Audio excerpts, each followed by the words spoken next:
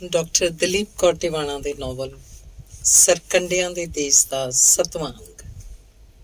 ਪ੍ਰੀਤੀ ਸਾਡੇ ਨਾਲ ਹੀ ਪਟਿਆਲੇ ਆ ਗਈ। ਤੀਸਰੇ ਚੌਥੇ ਦਿਨ ਉਹਦੇ ਬੜਾ ਆਖਣ ਤੇ ਉਹਨੂੰ ਸੰਗਰੂਰ ਛੱਡ ਆਏ। ਦੱਸਦੇ ਸੀ ਜਗਮੋਹਨ ਤਾਂ ਘਰ ਨਹੀਂ ਸੀ। ਜਠਾਣੀ ਉਹਦੀ ਸਗੋਂ ਹੈਰਾਨ ਹੋਈ ਤੇ ਆਖਣ ਲੱਗੀ ਛੇਤੀ ਉਹ ਆ ਗਈ। ਰਾਜੀ ਨੇ ਦਾਦਾ ਜੀ ਤੇਰੇ? ਮੈਂ ਤਾਂ ਸਗੋਂ ਕੱਲ ਹੀ ਜਗਮੋਹਨ ਨੂੰ ਆਖ ਰਹੀ ਸੀ ਜਾ ਕੇ ਪਤਾ ਕਰਕੇ ਆ। ਫਿਰ 15 ਕੁ ਦਿਨਾਂ ਮਗਰੋਂ ਪ੍ਰੀਤ ਦਾ ਖਤ ਆਇਆ ਕਿ ਰਾਤੀ ਮੈਨੂੰ ਬਾਪੂ ਜੀ ਦਾ ਸੁਪਨਾ ਆਇਆ ਸੀ। ਜਾਣੀ ਮੈਲੇ ਜੇ ਕੱਪੜੇ ਪਾਈ ਉਦਾਸ ਜੇ ਬੈਠੇ ਨੇ। ਤੁਸੀਂ ਪ੍ਰੀਤ ਆਂਟੀ ਇੱਕ ਵਾਰੀ ਫੇਰ ਜਾ ਕੇ ਪਤਾ ਕਰ ਆਓ। ਆਪਾਂ ਜਦੋਂ ਆਏ ਸੀ ਉਦੋਂ ਵੀ ਉਹ ਬਹੁਤੇ ਤਕੜੇ ਨਹੀਂ ਸੀ। ਹੋਰ ਅਸੀਂ ਠੀਕ ਠਾਕ ਆ। ਕਮਲੀ ਉਹੀ ਫਿਕਰ ਕਰਦੀ ਰਹਿੰਦੀ ਹੈ। ਮੈਂ ਸੋਚਿਆ ਕੱਲ ਹੀ ਤਾਂ ਅਜੇ ਦਫ਼ਤਰ ਇਹਨਾਂ ਨੂੰ ਵੀਰ ਦਾ ਫੋਨ ਆਇਆ ਸੀ ਕਿ ਬਾਪੂ ਜੀ ਅੱਜ ਕੱਲ੍ਹ ਸਾਡੇ ਕੋਲ ਆਏ ਹੋਏ ਨੇ। ਕਿਸੇ ਦਿਨ ਚੰਡੀਗੜ੍ਹ ਚੱਕਰ ਮਾਰ ਜਾਓ, ਤੁਹਾਨੂੰ ਯਾਦ ਕਰਦੇ ਸੀ। ਇਹ ਸੁਪਨੇ ਵੀ ਕੀ ਅਜੀਬ ਚੀਜ਼ ਹੁੰਦੇ ਨੇ। ਸਭ ਤੋਂ ਵੱਡੇ ਵੀਰ ਤੇ ਮਾਇਆ ਭਾਬੀ ਬਾਰੇ ਮੇਰਾ ਬੜੀ ਵਾਰੀ ਜੀ ਕੀਤਾ ਕੋਈ ਸੁਪਨਾ ਆਏ, ਪਰ ਖਬਰ ਨਹੀਂ ਸੱਤਿਆਮਾਨਾਂ ਦੀਆਂ ਰੂਹਾਂ ਕਿੱਧਰ ਨੂੰ ਤੁਰ ਗਈਆਂ। ਕਦੇ ਭੁੱਲੇ ਭਟਕੇ ਵੀ ਦਿਖਾਈ ਨਹੀਂ ਦਿੰਦੇ। ਇਸ ਤੋਂ ਪਿੱਛੋਂ ਮਹੀਨਾ ਭਰ ਹੀ ਸਾਡੀ ਸੁਰਤ ਬੌਂਦੜੀ ਰਹੀ। ਮਿਨਿਸਟਰ ਦੇ ਕਿਸੇ ਰਿਸ਼ਤੇਦਾਰ ਨੇ ਆਪ ਪਟਿਆਲੇ ਆਉਣ ਦੀ ਖਾਤਰ ਸਾਡੀ ਇੱਥੋਂ ਜ਼ੀਰੇ ਦੀ ਬਦਲੀ ਕਰਵਾਤੀ। ਆਮ ਨਾਰਮਲ ਰੂਟੀਨ 'ਚ ਬਦਲੀ ਹੋਈ ਹੁੰਦੀ ਤਾਂ ਠੀਕ ਸੀ, ਪਰ ਕੋਈ ਧੱਕੇ ਨਾਲ ਬਦਲੀ ਕਰਵਾ ਦੇ ਇਹ ਇਹਨਾਂ ਨੇ ਕਿੱਥੇ ਮੰਨਣਾ ਸੀ। ਆਖਦੇ ਨੇ ਭੱਜਦਿਆਂ ਨੂੰ ਵਾਹਣ ਇੱਕੋ ਜਿਹੇ। ਫਿਰ ਸਾਨੂੰ ਕਿਹੜਾ ਕੋਈ ਮਿਨਿਸਟਰ ਨਾ ਥਿਆਇਆ। ਅਸੀਂ ਆਪਣੇ MLA ਨੂੰ ਜਾ ਕੇ ਆਖਿਆ ਤੇ ਉਹਨੇ ਮਿਨਿਸਟਰ ਜਾ ਫੜਿਆ ਤੇ ਬਦਲੀ ਰੁਕਵਾ ਦਿੱਤੀ। ਅਗਲੇ ਜ਼ਰਾ ਜ਼ੋਰ ਵਾਲੇ ਸੀ। ਚੀਫ ਮਿਨਿਸਟਰ ਨੂੰ ਜਾ ਆਖਿਆ, ਬਦਲੀ ਫੇਰ ਹੋ ਗਈ। ਉਹੀ ਦੌੜ ਭੱਜ ਫੇਰ ਕਰਨੀ ਪਈ। ਅਸੀਂ ਵੀ ਫੇਰ ਚੀਫ ਮਿਨਿਸਟਰ ਨੂੰ ਅਖਵਾਇਆ। ਬਦਲੀ ਤਾਂ ਰੁਕ ਗਈ, ਪਰ ਅਗਲਿਆਂ ਪਟਿਆਲੇ ਹੀ ਹੋਰ ਥਾਂ ਲਾ ਦਿੱਤੇ। ਫਿਰ ਤਾਂ ਇਹ ਆਖਣ ਆਪਣਾ ਅਸਤੀਫਾ ਹੀ ਲੈ ਕੇ ਚੀਫ ਮਿਨਿਸਟਰ ਕੋਲ ਚਲੇ ਗਏ। ਵਿੱਚੋਂ ਮੈਂ ਅਰਦਾਸਾਂ ਕਰਾਂ ਸੁਖਣਾ ਵੀ ਜੇ ਚੀਫ ਮਿਨਿਸਟਰ ਨੇ ਆਖਤਾ ਚੰਗਾ ਦੇ ਜਾ ਅਸਤੀਫਾ, ਫਿਰ ਕੀ ਬਣੂਗਾ। ਇੰਨੇ ਸਾਲ ਨੌਕਰੀ ਕਰਕੇ ਹੁਣ ਪਿੰਡ ਜਾ ਕੇ ਖੇਤੀ ਕਰਨੋਂ ਤਾਂ ਰਹੇ। ਇਹ ਤਾਂ ਆਖਦੇ ਸੀ ਮੈਂ ਤਾਂ ਕੈਨੇਡਾ ਚਲਿਆ ਜਾਣਾ। ਇਹਨਾਂ ਨੇ ਤਾਂ ਸੱਚੀਓ ਕੈਨੇਡਾ ਵੀ ਕਿਵੇਂ ਨਾ ਕਿਵੇਂ ਚਲੇ ਜਾਣਾ ਸੀ। ਮੁਸ਼ਕਿਲ ਮੈਨੂੰ ਬਣਨੀ ਸੀ ਵੀ ਜਿੰਨਾ ਚਿਰ ਉੱਥੇ ਜਾ ਕੇ ਇਹਨਾਂ ਦੇ ਪੈਰ ਨਹੀਂ ਲੱਗਦੇ ਮੈਨੂੰ ਕਿਵੇਂ ਸੱਦਣਗੇ, ਤੇ ਉਹਨਾਂ ਚਿਰ ਮੈਂ ਇੱਥੇ ਕੀ ਕਰੂੰਗੀ। ਪਰ ਰੱਬ ਨੇ ਸੁਣ ਲਈ। ਚੀਫ ਮਿਨਿਸਟਰ ਨੇ ਮੋੜ ਕੇ ਇਹਨਾਂ ਨੂੰ ਉਸੇ ਥਾਂ ਤੇ ਲਾਤਾ। ਮੈਂ ਤਾਂ 5.25 ਰੁਪਈਆਂ ਦੀ ਉਸੇ ਦਿਨ ਦੁੱਖ ਨਿਵਾਰਨ ਦੇਗ ਕਰਵਾ ਕੇ ਆਈ ਤੇ 5.25 ਦੀ ਬਾਬੇ ਵਾਲੇ ਦੀ ਸਮਾਧ ਤੇ ਜਾ ਕੇ ਲੱਡੂ ਚੜਾ ਕੇ ਆਈ। ਇਹ ਤੋਂ ਮਗਰੋਂ ਸੋਚਿਆ ਪ੍ਰੀਤ ਦੀ ਮਹੀਨਾ ਸਾਰਾ ਹੋ ਗਿਆ, ਕੋਈ ਚਿੱਠੀ ਨਹੀਂ ਆਈ। ਕਿਸੇ ਦਿਨ ਜਾ ਕੇ ਮਿਲ ਆਵਾਂਗੇ। ਮੈਂ ਅਜੇ ਸੋਚ ਹੀ ਰਹੀ ਸੀ ਕਿ ਇਹਨਾਂ ਦਿਨਾਂ ਵਿੱਚ ਇੱਕ ਦਿਨ ਵੀਰ ਆ ਗਿਆ, ਬੜਾ ਘਬਰਾਇਆ ਹੋਇਆ ਕਿ ਮਨੀ ਭੈਣ ਸੰਗਰੂਰ ਚੱਲਣਾ, ਪ੍ਰੀਤ ਬਿਮਾਰ ਹੈ, ਚਿੱਠੀ ਆਈ ਹੈ।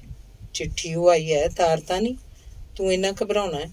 ਆਪਾਂ ਚਲੇ ਚੱਲਾਂਗੇ, ਇਹਨਾਂ ਨੂੰ ਦਫ਼ਤਰੋਂ ਆ ਲੈਣ ਦੇ। ਮੈਂ ਕਿਹਾ ਨਹੀਂ ਮਨੀ ਭੈਣ, ਦਫ਼ਤਰੋਂ ਉਹਨਾਂ ਨੂੰ ਮੈਂ ਜਾ ਕੇ ਸੱਦ ਲਿਆਉਣਾ। ਉਹਨੇ ਖੜੇ ਖੜੋਤੇ ਨਹੀਂ ਆਖਿਆ, ਤੂੰ ਪਹਿਲੇ ਚਾਹ ਪਾਣੀ ਤਾਂ ਪੀ ਲੈ। ਮੈਂ ਉੱਠਦੀ ਨਹੀਂ ਕਿਹਾ ਨਹੀਂ ਮਨੀ ਭੈਣ ਮੈਂ ਚੱਲਦਾ, ਜੀਜਾ ਜੀ ਨੂੰ ਸੱਦ ਕੇ ਲਿਆਉਣਾ। ਤੂੰ ਓਨੀ ਦੇਰ ਤਿਆਰ ਹੋ ਜਾ। ਆਖੋ ਬਿਨਾਂ ਮੇਰਾ ਜਵਾਬ ਉਡੀਕਿਆਂ ਚਲਾ ਗਿਆ। ਘੰਟੇ ਕੁ ਵਿੱਚ ਜਦੋਂ ਵੀਰ ਤੇ ਇਹ ਆਏ ਤਾਂ ਮੈਂ ਤਿਆਰ ਹੋ ਕੇ ਰੋਟੀ ਮੇਜ਼ ਤੇ ਰੱਖੀ ਬੈਠੀ ਸੀ ਤਾਂ ਜੋ ਰੋਟੀ ਖਾ ਕੇ ਝੱਟ ਹੀ ਚਲੇ ਚੱਲੀਏ। ਇਹਨਾਂ ਨੇ ਥੋੜੀ ਬਹੁਤ ਰੋਟੀ ਖਾ ਲਈ, ਪਰ ਵੀਰ ਨੇ ਨਾ ਖਾਧੀ। ਇਹੀ ਆਖਦਾ ਰਿਹਾ ਚੰਡੀਗੜ੍ਹ ਤੋਂ ਖਾ ਕੇ ਤੁਰਿਆ ਸੀ।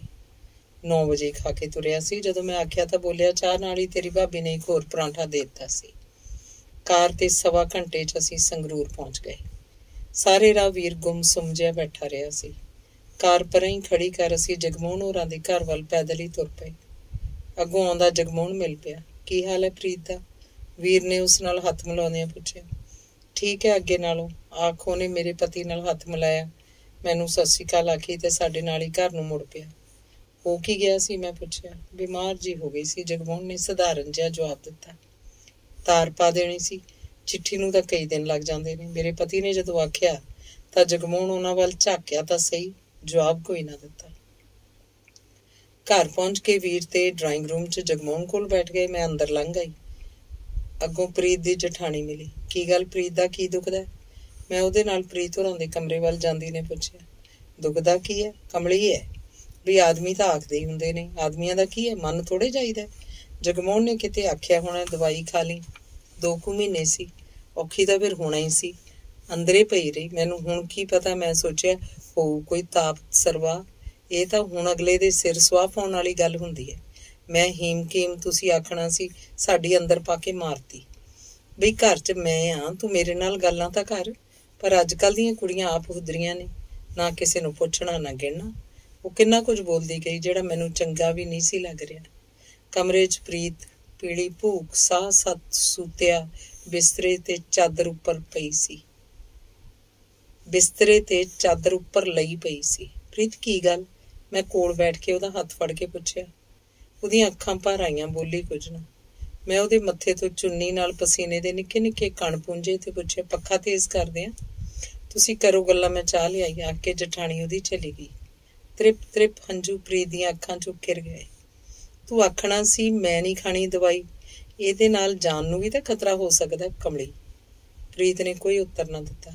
ਕੀ ਗੱਲ, ਜਗਮੋਹਨ ਨੂੰ ਬੱਚੇ ਨਹੀਂ ਚਾਹੀਦੇ? ਮੈਂ ਪੁੱਛਿਆ। ਪ੍ਰੀਤ ਫੇਰ ਵੀ ਚੁੱਪ ਸੀ। ਹੁਣ ਕੀ ਹਾਲ ਹੈ? ਖੂਨ ਹੀ ਨਹੀਂ ਹਟ ਰਿਹਾ ਮਨੀ ਆਂਟੀ, ਉਹਨੇ ਥਿੜਕੀ ਆਵਾਜ਼ 'ਚ ਕਿਹਾ। ਡਾਕਟਰਨੀ ਕੀ ਆਖਦੀ ਹੈ? ਡਾਕਟਰਨੀ ਨੂੰ ਇਹ ਲੈਣ ਗਏ ਸੀ, ਪਰ ਉਹ 15 ਦਿਨਾਂ ਦੀ ਛੁੱਟੀ ਤੇ ਗਈ ਹੋਈ ਹੈ। ਹੋਰ ਫੇਰ ਕਿਹਨੂੰ ਵਿਖਾਇਆ? ਹੋਰ ਤਾਂ ਕੋਈ ਇੱਥੇ ਲੇਡੀ ਡਾਕਟਰ ਹੈ ਹੀ ਨਹੀਂ। ਪ੍ਰੀਤ ਨੇ ਜਦੋਂ ਦੱਸਿਆ ਮੇਰਾ ਜੀ ਜਿਹਾ ਘਟ ਗਿਆ ਕਿ ਇਹਦੀ ਇਹ ਹਾਲਤ ਹੈ ਤੇ ਡਾਕਟਰਨੀ ਨੂੰ ਕਿਸੇ ਵਿਖਾਈ ਹੀ ਨਹੀਂ।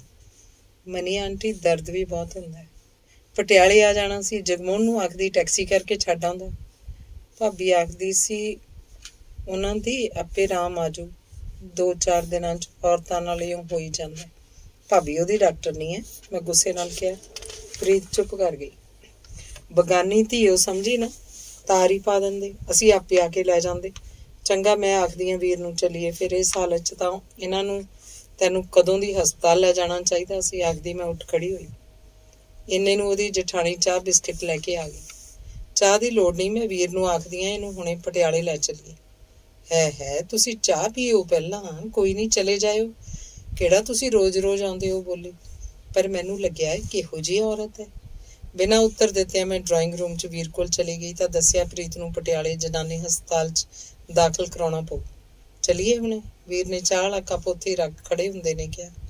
ਜਨਾਨੀ ਹਸਪਤਾਲ ਆਖਣ ਤੇ ਉਹ ਸ਼ਾਇਦ ਸਾਰੀ ਗੱਲ ਸਮਝ ਗਿਆ ਸੀ। 5 ਵਜੇ ਉਹ ਦਫ਼ਤਰੋਂ ਆ ਜਾਣਗੇ, ਉਹਨਾਂ ਨੂੰ ਮਿਲ ਕੇ ਜਾਇਓ। ਨਾਲੇ ਅਟਕੋ ਘੜੀ। ਪ੍ਰੀਤ ਦੀ ਜਠਾਣੀ ਜਿਹੜੀ ਮੇਰੇ ਮਗਰ ਹੀ ਆ ਗਈ ਸੀ, ਬੋਲੀ। ਮੈਂ ਘੜੀ ਵੇਖੀ, 3 ਵਜੇ ਸਨ। ਕੋਈ ਨਹੀਂ, ਉਹਨਾਂ ਨੂੰ ਫੇਰ ਕਦੇ ਮਿਲ ਲਾਂਗੇ ਜਾਂ ਤੁਸੀਂ ਆ ਜਾਇਓ ਕਦੇ ਪਟਿਆਲੇ। ਹੁਣ ਪ੍ਰੀਤ ਨੂੰ ਮੇਰਾ ਖਿਆਲ ਹੈ ਛੇਤੀ ਕਿਸੇ ਚੰਗੀ ਡਾਕਟਰਨੀ ਨੂੰ ਵਿਖਾਉਣਾ ਚਾਹੀਦਾ, ਮੈਂ ਜਵਾਬ ਦਿੱਤਾ। ਇਹ ਤਾਂ ਮੈਂ ਵੀ ਆਖਦੀ ਸੀ ਜਗਮੋਹਨ ਨੂੰ ਵੀ ਇਹਦੇ ਘਰਦਿਆਂ ਨੂੰ ਖੱਤ ਪਾ ਦਿਓ, ਐਵੇਂ ਨਾ ਫੇਰ ਆਖਣ ਵੀ ਸਾਨੂੰ ਪਤਾ ਹੀ ਨਹੀਂ ਕੀਤਾ। ਹੁਣ ਡਰਨ ਵਾਲੀ ਕੋਈ ਗੱਲ ਨਹੀਂ, ਇਹੋ ਜਿਹੀਆਂ ਗੱਲਾਂ ਹੋ ਹੀ ਜਾਂਦੀਆਂ ਹੁੰਦੀਆਂ ਨੇ। 2 ਦਿਨ ਤਾਂ ਮੈਂ ਆਪ ਇਹਦੇ ਕੋਲ ਸੌਂਦੀ ਰਹੀ ਹਾਂ। ਇਹ ਤਾਂ ਕੱਲ ਹੀ ਦੌਰੇ ਤੋਂ ਆਏ ਨੇ, ਇਹਨਾਂ ਨੂੰ ਤਾਂ ਅਜੇ ਮੈਂ ਦੱਸਿਆ ਵੀ ਨਹੀਂ। ਬਈ ਬੁੜੀਆਂ ਵਾਲੀ ਗੱਲ ਕੀ ਦੱਸਾਂ। ਉਹ ਆਖ ਹੀ ਰਹੀ ਸੀ ਕਿ ਵੀਰ ਨੇ ਗੱਲ ਟੋਕ ਕੇ ਮੇਰੇ ਪਤੀ ਵੱਲ ਝਾਕ ਕੇ ਕਿਹਾ, ਕਾਰ ਥੋੜੀ ਅੱਗੇ ਨਹੀਂ ਆਜੂ? ਲੈ ਆਉਣਾ ਮੈਂ। ਆਖੋ ਕਾਰ ਨੂੰ ਅੱਗੇ ਲਿਆਉਣ ਲਈ ਚਲੇ ਗਏ। ਤੁਸੀਂ ਵੀ ਚੱਲੋ ਨਾ ਨਾਲ, ਵੀਰ ਨੇ ਜਗਮੋਹਨ ਨੂੰ ਪੁੱਛਿਆ। ਮੈਂ 1 ਅੱਧੇ ਦਿਨ ਤੱਕ ਆਊਂਗਾ, ਇੱਕ ਟੀਮ ਜੀ ਤਿਆਰ ਕਰਨੀ ਹੈ, 20 ਤਰੀਕ ਤੱਕ, ਉਹ ਬੋਲਿਆ। 20 ਤਰੀਕ 'ਚ ਤਾਂ ਅਜੇ ਬੜੇ ਦਿਨ ਪਏ ਨੇ, ਮੈਂ ਆਖਿਆ। ਟੀਮ ਤਿਆਰ ਵੀ ਤਾਂ ਕਰਨੀ ਹੈ, ਹਾਰ ਗਈ ਤਾਂ ਕਾਲਜ ਦਾ ਨਾਮ ਬਦਨਾਮ ਹੋ। ਨਾਲੇ ਮੈਂ ਉੱਥੇ ਏਡਾ ਕੀ ਕਰਨਾ? ਉਹਨੇ ਇੱਕੋ ਜਿਹਾ ਉਹ ਆਖਿਆ ਕਿ ਮੁੜ ਕੇ ਮੈਂ ਜਾਂ ਵੀਰ ਨੇ ਉਹਨੂੰ ਕੁਝ ਨਾ ਆਖਿਆ। ਮੈਂ ਪ੍ਰੀਤ ਦੇ ਦੱਸਣ ਅਨੁਸਾਰ 2-4 ਕੱਪੜੇ ਅਟੈਚੀ ਕੇਸ 'ਚ ਪਾਏ, ਉਹਦੇ ਕੱਪੜੇ ਬਦਲਵਾਏ ਤੇ ਹੌਲੀ ਹੌਲੀ ਤੋਰ ਕੇ ਕਾਰ ਤੀਕ ਲਿਆਂਦੀ। ਕਾਰ ਤੁਰੀ ਤਾਂ ਮੁੜ ਕੇ ਜਗਮੋਹਨ ਵੱਲ ਝਾਕੀ। ਕੁਝ ਦੂਰ ਜਾ ਕੇ ਉਹਨੇ ਇੱਕ ਪਾਸੇ ਨੂੰ ਢੋ ਲਾ ਕੇ ਅੱਖਾਂ ਮੀਟ ਲਈਆਂ। ਫਿਰ ਪਤਾ ਨਹੀਂ ਕਦੋਂ ਉਹਨੇ ਮੂੰਹ ਤੇ ਚੁੰਨੀ ਲੈ ਲਈ। ਮੈਂ ਦੇਖਿਆ ਚੁੰਨੀ ਹੇਠੋਂ ਹੰਝੂ ਉਹਦੇ ਮੂੰਹ ਤੇ ਚੁੱਪ-ਚਾਪ ਵਗ ਰਹੇ ਸਨ। ਪ੍ਰੀਤ ਕਮਲੀ ਹੋ ਗਈ, ਮੈਂ ਉਹਨੂੰ ਆਪਣੇ ਗਲ ਨਾਲ ਲਾ ਕੇ ਕਿਹਾ। ਉਹ ਬਿਨਾਂ ਉੱਤਰ ਦਿੰਦਿਆਂ ਚੁੱਪ-ਚਾਪ ਰੋਂਦੀ ਰਹੀ। ਚੁੱਪ ਪ੍ਰੀਤ, ਵੀਰ ਕੀ ਆਖੂਗਾ? ਆਖ, ਮੈਂ ਹੌਲੀ ਦੇ ਕੇ ਇਹ ਵੀ ਆਖਿਆ। ਬੱਚੇ ਹੋਰ ਬਥੇਰੇ ਹੋ ਜਾਣਗੇ, ਇਉਂ ਕਿ ਉਦਾਸ ਹੁੰਨੀ। ਬੜੇ ਅਜੀਬ ਬੰਦੇ ਨੇ। ਵੀਰ ਨੇ ਬਸ ਇੰਨਾ ਹੀ ਆਖਿਆ ਤੇ ਖਾਲੀ ਖਾਲੀ ਨਜ਼ਰਾਂ ਨਾਲ ਸੜਕ ਤੇ ਕੰਢੇ ਨਿਸਰੀਆਂ ਕਣਕਾਂ ਕਨੀ ਝਾਕਦਾ ਰਿਹਾ। ਪਟਿਆਲੇ ਅਸੀਂ ਸਿੱਧੇ ਹਸਪਤਾਲ ਹੀ ਗਏ। ਡਿਊਟੀ ਉੱਤੇ ਡਾਕਟਰ ਸਾਡੀ ਵਾਕਫ ਹੀ ਸੀ। ਗੁੱਸੇ ਹੋਈ ਕਿ ਅੰਦਰ ਪਾ ਕੇ ਮਾਰਨੀ ਸੀ ਕੁੜੀ, ਪਹਿਲਾਂ ਕਿਉਂ ਨਾ ਲੈ ਕੇ ਆਏ। ਇਹ ਤੋਂ ਮਗਰੋਂ ਜਿਹੜੇ ਸ਼ੁਰੂ ਦੇ 4 ਦਿਨ ਸੀ, ਉਹ ਜਾਂ ਸਾਨੂੰ ਪਤਾ ਹੈ ਜਾਂ ਰੱਬ ਨੂੰ ਪਤਾ ਹੈ ਬਈ ਕਿਵੇਂ ਕੱਟੇ। ਬਿੰਦੇ ਝੱਟੇ ਕੁੜੀ ਡੋਬੇ ਸੋਕੇ ਹੋ ਜਾਏ ਤੇ ਸਾਡੀ ਜਾਨ ਨੂੰ ਬਣ ਜੇ। ਇਹਨਾਂ 4 ਦਿਨਾਂ 'ਚ ਵੀਰ ਤਾਂ ਇਉਂ ਹੋ ਗਿਆ ਜਿਵੇਂ ਦੱਬ ਕੇ ਕੱਢਿਆ ਹੁੰਦਾ। ਪਿੰਡੋਂ ਬਾਪੂ ਜੀ ਵੀ ਆ ਗਏ। ਪਤਾ ਲੱਗਣ ਤੇ ਚੰਡੀਗੜ੍ਹ ਤੋਂ ਭਾਬੀ ਵੀ ਪਤਾ ਲੈਣ ਆਈ। ਵੀਰ ਨੇ ਪੈਸੇ ਵੀ ਪਾਣੀ ਵਾਂਗ ਵਹਾਏ ਬਈ ਕਿਵੇਂ ਕਿਧਰੇ ਹੱਥ ਪੈ ਜੇ ਤੇ ਇਸ ਕੁੜੀ ਦੀ ਜਾਨ ਰੱਬ ਬਖਸ਼ ਦੇਵੇ। 5ਵੇਂ ਦਿਨ ਕਿਤੇ ਜਾ ਕੇ ਡਾਕਟਰਨੀ ਨੇ ਕਿਹਾ ਵੀ ਹੁਣ ਸਮਝੋ ਬਚ ਗਈ। ਤਾਂ ਜਾ ਕੇ ਵੀਰ ਨੇ ਅੰਨ ਦਾ ਭੋਰਾ ਮੂੰਹ ਨੂੰ ਲਾਇਆ, ਨਹੀਂ ਤਾਂ ਬਸ ਪਤਾ ਨਹੀਂ ਰੱਬ ਦਾ ਬੰਦਾ ਕਾਹਦੇ ਆਸਰੇ ਤੁਰਿਆ ਫਿਰਦਾ ਰਿਹਾ। ਬਾਪੂ ਜੀ ਤਾਂ ਜਦੋਂ ਪ੍ਰੀਤ ਬਹੁਤ ਔਖੀ ਹੋ ਗਈ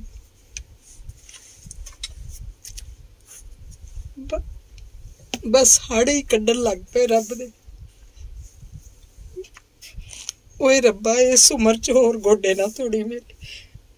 ਸਾਰੀ ਨੱਠ ਭੱਜ ਮੇਰੇ ਪਤੀ ਨੇ ਕੀਤੀ।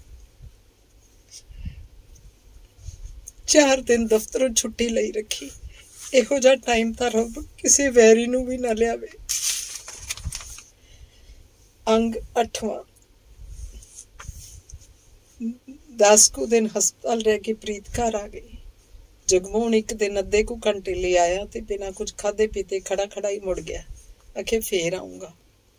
ਜਿਸ ਦਿਨ ਉਹ ਆ ਕੇ ਗਿਆ, ਪ੍ਰੀਤ ਸਗੋਂ ਹੋਰ ਬਹੁਤੀ ਉਦਾਸ ਹੋ ਗਈ।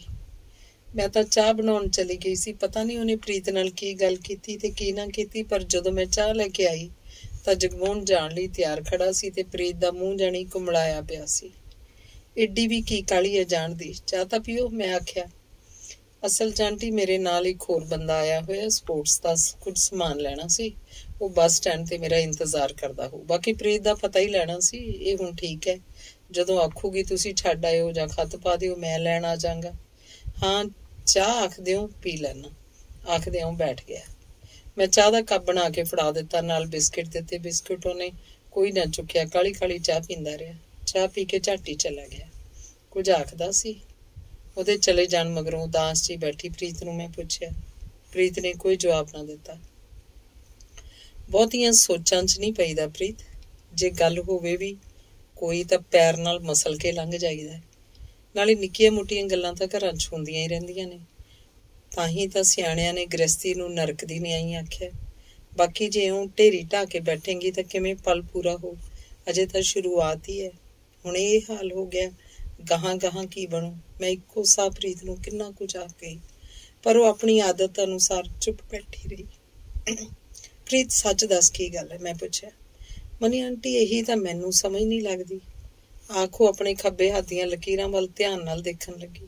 ਲਿਆ ਮੈਂ ਦੇਖਾਂ ਤੇਰਾ ਹੱਥ। ਆਖ ਮੈਂ ਉਹਦਾ ਹੱਥ ਫੜ ਲਿਆ ਤੇ ਆਪਣੀ ਅਟਕਲ ਪੱਚੂ ਹਸਤ ਵਿਦਿਆ ਨਾਲ ਉਹਦੀ ਕਿਸਮਤ ਪੜ੍ਹ ਕੇ ਮਜ਼ਾਕ ਨਾਲ ਦੱਸਣ ਲੱਗੀ। ਦੇਖ ਪ੍ਰੀਤ, ਇੱਕ ਤਾਂ ਤੇਰੀ ਉਮਰ ਬਹੁਤ ਲੰਮੀ ਹੈ। ਦੇਖ ਲੈ, ਉਮਰ ਦੀ ਲਕੀਰ ਹਥੇਲੀ ਦੇ ਪਰਲੇ ਪਾਸੇ ਤੱਕ ਗਈ ਹੋਈ ਹੈ। ਮੇਰੇ ਆਖਣ ਤੇ ਉਹ ਝੂਠ ਜਿਹਾ ਮੁਸਕਰਾਈ ਤੇ ਬੋਲੀ, ਮੇਰੀ ਬੀਬੀ ਦਾ ਹੱਥ ਦੇਖ ਕੇ ਵੀ ਹਰੇਕ ਇਹੀ ਆਖਦਾ ਹੁੰਦਾ ਸੀ ਵੀ ਤੇਰੀ ਉਮਰ ਬੜੀ ਲੰਮੀ ਹੈ।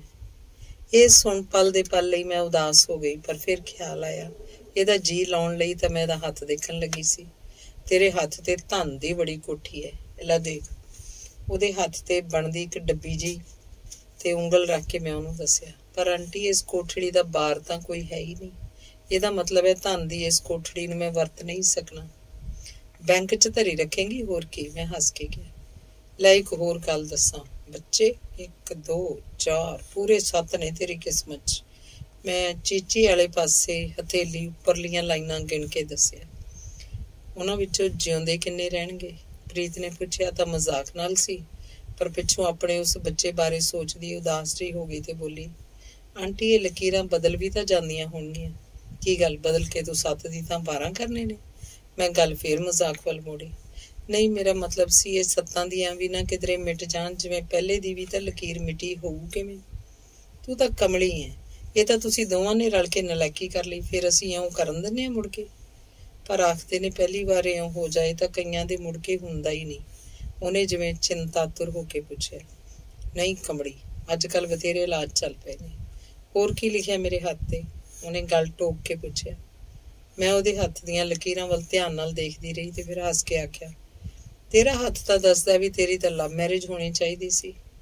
ਲਵ ਮੈਰਿਜ ਹੀ ਤਾਂ ਹੈ, ਉਹ ਬੋਲੀ। ਕਿਵੇਂ? ਤੂੰ ਜਗਮੋਹਨ ਨੂੰ ਜਾਣਦੀ ਸੀ ਪਹਿਲਾਂ? ਮੈਂ ਹੈਰਾਨ ਹੋ ਕੇ ਪੁੱਛਿਆ। ਹਾਂ, ਜਾਣਦੀ ਸੀ। ਕਿਵੇਂ? ਇਹੀ ਕਿ ਕਿਧਰੇ ਇੱਕ ਸ਼ਹਿਰ ਹੈ, ਉਸ ਸ਼ਹਿਰ 'ਚ ਇੱਕ ਘਰ ਹੈ, ਉਸ ਘਰ 'ਚ ਕੋਈ ਉਹ ਹੈ ਜਿਸ ਨਾਲ ਮੇਰਾ ਵਿਆਹ ਹੋਣਾ। ਪਰ ਇਹ ਲਵ ਥੋੜ੍ਹਾ ਹੀ ਹੁਣ ਹੋਇਆ। ਬਿਨਾਂ ਦੇਖੇ ਤੁਸੀਂ ਕਿਸੇ ਨੂੰ ਲਵ ਨਹੀਂ ਕਰ ਸਕਦੇ। ਬਿਨਾਂ ਦੇਖੇ ਕਿਵੇਂ ਲਵ ਹੋਇਆ? ਲੋਕ ਰੱਬ ਨੂੰ ਵੀ ਤਾਂ ਬਿਨਾਂ ਦੇਖੇ ਹੀ। ਅੱਛਾ, ਤਾਂ ਇਹ ਤੇਰਾ ਰੱਬ ਸੀ। ਮੈਂ ਵਿੱਚੋਂ ਹੀ ਗੱਲ ਟੋਕ ਕੇ ਠਾਕਾ ਮਾਰ ਕੇ ਹੱਸੀ ਨੇ ਕਿਹਾ। ਹੋਰ ਮਨੀ ਆਂਟੀ, ਕੀ ਲਿਖਿਆ ਮੇਰੇ ਹੱਥ ਤੇ? ਉਹਨੇ ਹੱਥ ਅੱਗੇ ਕਰਦੀ ਨੇ ਪੁੱਛਿਆ। ਮੁਫਤ 'ਚ ਨਹੀਂ ਹੱਥ ਦੇਖਿਆ ਜਾਂਦਾ। ਪਹਿਲੇ ਦੱਛਣਾ ਦੱਸ ਕੀ ਦੇਂਗੀ, ਫੇਰ ਦੱਸੂ। ਮੈਂ ਕਿਹਾ। दक्षिणा? जे चंगियां चंगियां गल्लां दसोगे तां अपनी अद्धी उम्र दक्षिणा च दे देंगे। ਇਹ सौदा नहीं सानू मंजूर। तेरा ख्याल है अपनी उम्र भोग, फिर हिलदे सिर नाल गोडे घड़ीसदी, सोटी फड़ी 70-72 होई मैं तेरी उम्र भोगदी फिरूं? ना बाबा ना। ते तू चाहनी है तेरे बारे लोग यही आखण कि रब नूं जेड़े प्यारे मरन जवानी प्यारे। रब आंटी है? उन्हें जदों पुछया इक्का एक मैनू जवाब ना ओढ़िया कि किहो जिहियां कमलियां गल्लां करी जांदी है। इन्ने नूं बाहरों वीर ते आप आ गए। वीर प्रीत नूं अपने नाल चंडीगढ़ लैके जाना चाहुंदा सी, पर मेरे पति ने आख्या प्रीत साडी भी तां उन्नी होई है, इत्थे ही रहण दिओ जे कुछ दिन। क्यों प्रीत? फिर उन्हां प्रीत नूं पुछया। मैं सोचदी हां बापू जी नाल पिंड चली जावां। ऐउं करदे आं, टॉस कर लैंदे आं। जे तां ठियानी दा सिद्धा पासा उपर आया तां प्रीत चंडीगढ़ जाऊगी, जे पुट्ठा पासा उपर आया तां इत्थे रहूगी, ते जे ठियानी सीधी खड़ी रही तां बापू जी नाल पिंड जाऊगी। वीर ने हस के जेब चों ठियानी कढ के कहा, ऐउं करदे आं, पहले कुछ दिन प्रीत साडे कोल रह पवे, फिर कुछ दिन चंडीगढ़, फिर कुछ दिन बापू जी कोल पिंड। मैं आख्या ते बाकी दे सारे दिन संगरूर। मेरे पति ने हस के मजाक किया। संगरूर दे नां नूं प्रीत झौं जी गई ते इउं ही होया। कुछ दिनां लई प्रीत साडे कोल रह पई। वीर ते बापू जी चले गए। आथणे दफ्तरों आंदे किन्ने सारे जूस दे डब्बे, चिकन सूप दे पैकेट ले आए। ਇਹ ਕਾਹਦੇ ਲਈ ਹਨ? मैं ਪੁੱਛਿਆ। ਪ੍ਰੀਤ ਨੂੰ ਏਡੀ ਤਕੜੀ ਕਰਕੇ ਭੇਜਣਾ ਹੈ, ਸੰਗਰੂਰ ਵੀ ਅਗਲਿਆਂ ਨੂੰ ਪਛਾਣ ਕਿਹੜਾ ਆਵੇ। ਉਹਨਾਂ ਮਜ਼ਾਕ ਕੀਤਾ ਤੇ ਮੈਨੂੰ ਇਹ ਗੱਲ ਬੜੀ ਚੰਗੀ ਲੱਗੀ ਕਿ ਮੇਰੇ ਬਿਨਾਂ ਆਖਣ ਤੋਂ ਹੀ ਉਹ ਇਹ ਸਭ ਚੀਜ਼ਾਂ ਲੈ ਆਏ ਸੀ। ਫਿਰ ਉਹਨਾਂ 500 ਰੁਪਈਆ ਕੱਢ ਕੇ ਮੈਨੂੰ ਫੜਾਉਂਦਿਆਂ ਕਿਹਾ, ਮੈਂ ਬਥੇਰਾ ਜ਼ੋਰ ਲਾਇਆ ਪਰ ਬਾਪੂ ਜੀ ਮੱਲੋ ਮੱਲੀ ਦੇ ਗਏ। ਆਖੇ ਹਸਪਤਾਲ ਵਿੱਚ ਵੀ ਤਾਂ ਖਰਚ ਹੋਏ ਹੋਣਗੇ, ਨਾਲੇ ਪ੍ਰੀਤ ਲਈ ਸੂਪ ਸਾਪ ਬਣਾ ਦਿਆ ਕਰਿਓ, ਜਿਵੇਂ ਅਸੀਂ ਇੰਨੇ ਜੋਗੇ ਵੀ ਨਹੀਂ। ਐਂ ਕਰੋ, ਇਹ ਰੱਖ ਲਓ, ਆਪਾਂ ਪ੍ਰੀਤ ਨੂੰ ਹੀ ਜਾਂਦੀ ਨੂੰ ਦੇ ਦਿਆਂਗੇ। ਦੇਖ ਲੈ ਕਿੰਨਾ ਖਿਆਲ ਹੈ ਬਾਪੂ ਜੀ ਨੂੰ ਪ੍ਰੀਤ ਦਾ। ਮੈਂ ਪ੍ਰੀਤ ਨੂੰ ਮਜ਼ਾਕ ਕੀਤਾ। ਨਹੀਂ ਮੰਨਿਆ ਆਂਟੀ, ਬਾਪੂ ਜੀ ਨੂੰ ਸਭ ਦਾ ਹੀ ਖਿਆਲ ਰਹਿੰਦਾ ਹੈ। ਪ੍ਰੀਤ ਬੋਲੀ। ਇਹਨਾਂ ਦਿਨਾਂ 'ਚ ਮੈਂ ਕੋਸ਼ਿਸ਼ ਕਰਦੀ ਰਹਿੰਦੀ ਕਿ ਪ੍ਰੀਤ ਦਾ ਦਿਲ ਲੱਗਿਆ ਰਹੇ। ਇਸੇ ਲਈ ਕਦੇ ਮੱਲੋ ਮੱਲੀ ਉਹਨੂੰ ਸਿਨੇਮੇ ਲੈ ਜਾਂਦੀ, ਕਦੀ ਬਾਜ਼ਾਰ, ਕਦੀ ਸੈਰ ਨੂੰ, ਪਰ ਉਹ ਹਮੇਸ਼ਾ ਹੀ ਆਖਦੀ, ਮੰਨੀ ਆਂਟੀ ਘਰੇ ਹੀ ਬੈਠਦੇ ਆ।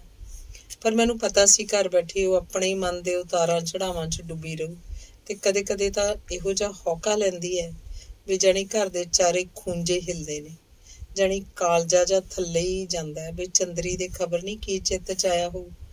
ਖਬਰੇ ਆਪਣੇ ਮਾਂ ਪਿਓ ਦੀ ਥੁੜ ਨੂੰ ਹੀ ਝੂਰਦੀ ਹੋਵੇ ਵੀ ਅੱਜ ਉਹ ਹੁੰਦੇ ਮਾਂ ਕਾਲਜੇ ਨਾਲ ਲਾਉਂਦੀ, ਪਿਓ ਤਾਂ ਤੱਤੀ ਵਾਹ ਨਾ ਲੱਗਣ ਦਿੰਦੇ ਇਹੋ ਜਿਹੀ ਧੀ ਨੂੰ। ਲੱਖ ਚਾਚਾ ਹੋਵੇ, ਲੱਖ ਦਾਦਾ ਹੋਵੇ, ਪਰ ਫਿਰ ਵੀ ਅੰਦਰ ਕਿਧਰੇ ਖਾਲੀ ਜਾ ਰਹਿ ਜਾਂਦਾ ਹੈ। ਪਰ ਤਾਂ ਵੀ ਸਤਿਆਮਾਨ ਮੂੰਹੋਂ ਕਦੇ ਕੁਛ ਨਹੀਂ ਸੀ ਬਸ ਸਕਦੀ। ਵੀਰ ਤੇ ਬਾਪੂ ਜੀ ਹੋਰਾਂ ਦੇ ਗਿਆ 5-7 ਦਿਨ ਮਗਰੋਂ ਪ੍ਰੀਤ ਦਾ ਜੇਠ ਜਠਾਣੀ ਆਏ। ਇੱਕ ਦਿਨ ਰੱਬ ਨੂੰ ਜਾਨ ਦੇਣੀ ਆ, ਜੇਠ ਵਿਚਾਰਾ ਬੜਾ ਕਹੇ, ਆਖੇ ਮੈਂ ਤਾਂ ਅਗਲੇ ਦਿਨ ਹੀ ਫੇਰ ਦੌਰੇ ਤੇ ਚਲਾ ਗਿਆ ਸੀ, ਮੈਨੂੰ ਤਾਂ ਹੁਣ ਆਏ ਨੂੰ ਪਤਾ ਲੱਗਿਆ। ਤੂੰ ਬੇਟਾ ਆਪਣਾ ਖਿਆਲ ਰੱਖਿਆ ਕਰ। ਤੇ ਜਾਂਦਾ ਹੋਇਆ ਮੱਲੋ ਮੱਲੀ 200 ਰੁਪਈਆ ਵੀ ਦੇ ਗਿਆ ਵੀ ਕਿਤੇ ਲੋੜ ਪੈ ਜਾਂਦੀ ਹੈ। ਉਹਦੇ ਸਾਹਮਣੇ ਤਾਂ ਜਠਾਣੀ ਵੀ ਕਹੇ, ਆਖੇ ਜਦੋਂ ਦੀ ਤੂੰ ਆਈ ਆ ਪ੍ਰੀਤ, ਮੇਰਾ ਤਾਂ ਘਰ 'ਚ ਇਕੱਲੀ ਦਾ ਜੀ ਕਿਹੜਾ ਲੱਗਦਾ, ਠੀਕ ਹੋ ਕੇ ਛੇਤੀ ਦੇਣੇ ਆ ਜਾ। ਨਾਲੇ ਮੇਰੇ ਕੋਲੋਂ ਨਹੀਂ ਜਗਮੋਹਨ ਦੇ ਵੀ ਸਾਰੇ ਕੰਮ ਹੁੰਦੇ। ਕਦੇ ਕਹੂ ਭਾਬੀ ਕਮੀਜ਼ ਪ੍ਰੈਸ ਕਰ ਦੇ, ਕਦੇ ਆਖੂ ਬਟਨ ਟੁੱਟ ਗਿਆ, ਕਦੇ ਬਿਸਤਰਾ ਝਾੜ ਦੇ, ਕਦੇ ਬੂਟ ਪਾਲਿਸ਼ ਕਰ ਦੇ। ਮੈਂ ਕਿਹਾ ਇਹ ਗੱਲ ਝੂਠ, ਜਾ ਕੇ ਪ੍ਰੀਤ ਨੂੰ ਲੈ ਆ। ਆਖਣ ਲੱਗਾ ਠੀਕ ਹੋ ਲਵੇ ਚੰਗੀ ਤਰ੍ਹਾਂ ਫਿਰ ਲਿਆਉਂਗਾ। ਪ੍ਰੀਤ ਹਮੇਸ਼ਾ ਵਾਂਗ ਚੁੱਪ ਬੈਠੀ ਸੀ, ਕਿਸੇ ਵੀ ਗੱਲ ਦਾ ਕੋਈ ਜਵਾਬ ਨਹੀਂ ਸੀ ਦੇ ਰਹੀ। ਫਿਰ ਬੇਟਾ ਕਦੋਂ ਕੁ ਭੇਜੀਏ ਜਗਮੋਹਨ ਨੂੰ ਲੈਣ ਲਈ? ਜਾਣ ਲੱਗਿਆ ਉਹਦੇ ਜੇਠ ਨੇ ਪੁੱਛਿਆ। ਜਦੋਂ ਜੀ ਕਰੇ ਆ ਜਾਏ, ਠੀਕ ਠਾਕ ਹੋਊਗੀ ਲੈ ਜੂ, ਨਹੀਂ ਮਿਲ ਜੂ। ਉਹ ਤਾਂ ਖਾਸਾ ਹੀ ਨਮੋਹ ਹੈ, ਸਾਰਾ ਇੱਕ ਦਿਨ ਆਇਆ ਸੀ ਬਿੰਦਕ। ਪ੍ਰੀਤ ਦੀ ਥਾਂ ਮੈਂ ਜਵਾਬ ਦਿੱਤਾ। ਉਸ ਦਿਨ ਤਾਂ ਕੰਮ ਸੀ ਉਹਨਾਂ ਨੂੰ। ਪ੍ਰੀਤ ਨੇ ਉਹਦੀ ਹਮਾਇਤ ਕੀਤੀ। ਘੰਟਾ ਕੁ ਠਹਿਰ ਕੇ ਪ੍ਰੀਤ ਦਾ ਜੇਠ ਜਠਾਣੀ ਸੰਗਰੂਰ ਮੁੜ ਗਏ। 10 ਕੁ ਦਿਨਾਂ ਮਗਰੋਂ ਵੀਰ ਆ ਕੇ ਪ੍ਰੀਤ ਨੂੰ ਚੰਡੀਗੜ੍ਹ ਨੂੰ ਲੈ ਗਿਆ। ਪ੍ਰੀਤ ਬਿਨਾਂ ਘਰ ਜਾਣੀ ਸੁੰਨਾ ਲੱਗਦਾ ਹੈ, ਆਥਣੇ ਮੇਰੇ ਪਤੀ ਨੇ ਕਿਹਾ, ਤੇ ਸੱਚਮੁੱਚ ਹੀ ਘਰ ਸੁੰਨਾ ਸੁੰਨਾ ਲੱਗ ਰਿਹਾ ਸੀ। ਅੰਗ 9। ਕੁਝ ਦਿਨ ਚੰਡੀਗੜ੍ਹ ਰਹਿ ਕੇ ਪ੍ਰੀਤ ਬਾਪੂ ਜੀ ਕੋਲ ਪਿੰਡ ਚਲੀ ਗਈ ਸੀ। 5ਵੇਂ-7ਵੇਂ ਦਿਨ ਖਤ ਪਾ ਕੇ ਮੈਂ ਉਹਦਾ ਹਾਲ ਚਾਲ ਪੁੱਛ ਲੈਂਦੀ ਸੀ। ਮਹੀਨੇ ਕੁ ਮਗਰੋਂ ਪ੍ਰੀਤ ਦਾ ਜੇਠ ਇੱਕ ਦਿਨ ਫੇਰ ਆਇਆ ਤਾਂ ਪਟਿਆਲੇ ਉਹ ਕਿਸੇ ਹੋਰ ਕੰਮ ਸੀ, ਪਰ ਸੁਨੇਹਾ ਦਿਨ ਸਾਡੇ ਵੱਲ ਵੀ ਆ ਗਿਆ ਕਿ ਜਗਮੋਹਨ ਨੂੰ 3-4 ਦਿਨਾਂ ਦਾ ਬੁਖਾਰ ਚੜ੍ਹਦਾ ਹੈ, ਪ੍ਰੀਤ ਨੂੰ ਛੱਡ ਆਓ। ਮੈਂ ਵੀਰ ਨੂੰ ਚੰਡੀਗੜ੍ਹ ਚਿੱਠੀ ਪਾ ਦਿੱਤੀ ਕਿ ਪ੍ਰੀਤ ਨੂੰ ਪਿੰਡੋਂ ਲਿਆ ਕੇ ਸੰਗਰੂਰ ਛੱਡ ਆਵੇ, ਕਿਉਂਕਿ ਜਗਮੋਹਨ ਨੂੰ ਬੁਖਾਰ ਚੜ੍ਹਦਾ ਹੈ। ਖਤ ਮਿਲਦੇ ਸਾਰ ਵੀਰ ਪ੍ਰੀਤ ਨੂੰ ਪਿੰਡੋਂ ਲੈ ਆਇਆ। ਸੰਗਰੂਰ ਪਟਿਆਲੇ ਵਿੱਚੋਂ ਦੀ ਜਾਈਦਾ, ਇਸ ਲਈ ਉਸ ਦਿਨ ਉਹ ਸਾਡੇ ਕੋਲ ਰੁਕ ਗਏ। ਜੇ ਜਗਮੋਹਨ ਬਿਮਾਰ ਨਾ ਹੁੰਦਾ ਫੇਰ ਨਹੀਂ ਸੀ ਮੈਂ ਆਪ ਛੱਡਣ ਜਾਣਾ, ਵੀਰ ਬੋਲਿਆ। ਪਰ ਹੁਣ ਤਾਂ ਜਾਣਾ ਹੀ ਪੈਣਾ ਹੈ, ਮੈਂ ਕਿਹਾ।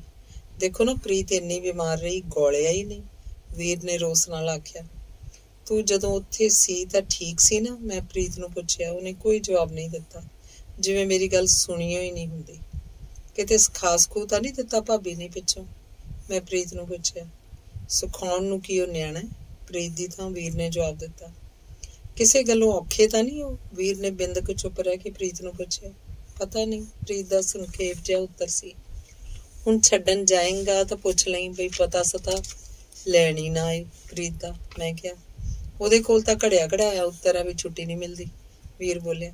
ਛੁੱਟੀ ਨੂੰ ਵੀ ਬਰਮਾ ਜਾਣਾ ਸੀ, ਆ ਖੜਾ ਸੰਗਰੂਰ, ਬੰਦਾ 2 ਘੰਟੇ 'ਚ ਆ ਕੇ ਮੁੜ ਸਕਦਾ।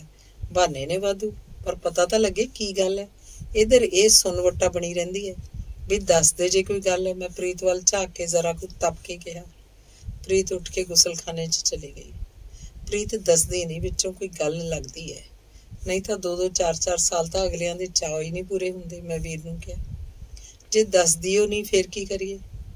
ਜਾਂ ਉਹਦੇ ਕਿਸੇ ਦੋਸਤ ਮਿੱਤਰ ਤੋਂ ਜਾਂ ਫਿਰ ਆਂਢੋਂ ਗੁਆਂਢੋਂ ਕਿਸੇ ਤੋਂ ਪਤਾ ਲੱਗ ਸਕਦਾ ਵੀ ਕੀ ਗੱਲ ਹੈ। ਐਉਂ ਕਿਸੇ ਨੂੰ ਕੀ ਪਤਾ ਹੁੰਦਾ? ਨਹੀਂ ਵੀਰ, ਸੰਸਾਰ ਤਾਂ ਸੁਨਿਆਰ ਹੁੰਦਾ, ਮਿੰਟ 'ਚ ਸਭ ਕੁਝ ਹਾੜ ਲੈਂਦਾ। ਕੋਈ ਆਖੇ ਭਾਵੇਂ ਨਾ, ਲੋਕਾਂ ਨੂੰ ਸਭ ਪਤਾ ਲੱਗ ਜਾਂਦਾ। ਪਰ ਇਉਂ ਬੰਦਾ ਕਿਸੇ ਤੋਂ ਪੁੱਛਦਾ ਵੀ ਨਹੀਂ ਚੰਗਾ ਲੱਗਦਾ, ਵੀਰ ਨੇ ਆਖਿਆ ਤੇ ਉੱਠ ਕੇ ਬਾਹਰ ਨੂੰ ਚਲਾ ਗਿਆ। ਉਸ ਰਾਤ ਨੂੰ ਮੈਂ ਦੇਖਿਆ ਬੜੀ ਰਾਤ ਗਈ ਤੱਕ ਪ੍ਰੀਤ ਸੁੱਤੀ ਨਹੀਂ ਸੀ, ਮੰਜੇ ਤੇ ਪਈ ਪਾਸੇ ਪਲਟੀ ਜਾ ਰਹੀ ਸੀ। ਪ੍ਰੀਤ ਕੀ ਗੱਲ? ਮੈਂ ਪੁੱਛਿਆ। ਮਨੀ ਆਂਟੀ? ਗੁਰ ਚੁੱਪ ਕਰ ਗਈ। ਬਾਹਰ ਬੜੇ ਜ਼ੋਰ ਦੀ ਬੱਦਲ ਗਰਜਿਆ। ਮੈਂ ਉੱਠ ਕੇ ਬੱਤੀ ਜਗਾਈ। ਕੜਕੜ ਕਰਕੇ ਬਿਜਲੀ ਲਿਸ਼ਕੀ ਤੇ ਬੱਤੀ ਬੁਝ ਗਈ। ਟੋ ਕੇ ਡੱਬੀ ਲੱਭੀ ਤੇ ਮੋਮਬੱਤੀ ਡੰਗੀ। ਫਿਰ ਮੈਂ ਪ੍ਰੀਤ ਦੇ ਮੰਜੇ ਤੇ ਜਾ ਬੈਠੀ, ਉਹਦਾ ਹੱਥ ਫੜ ਕੇ ਪੁੱਛਿਆ, ਕੀ ਗੱਲ ਹੈ ਪ੍ਰੀਤ? ਉਹ ਅਜੇ ਵੀ ਚੁੱਪ ਸੀ।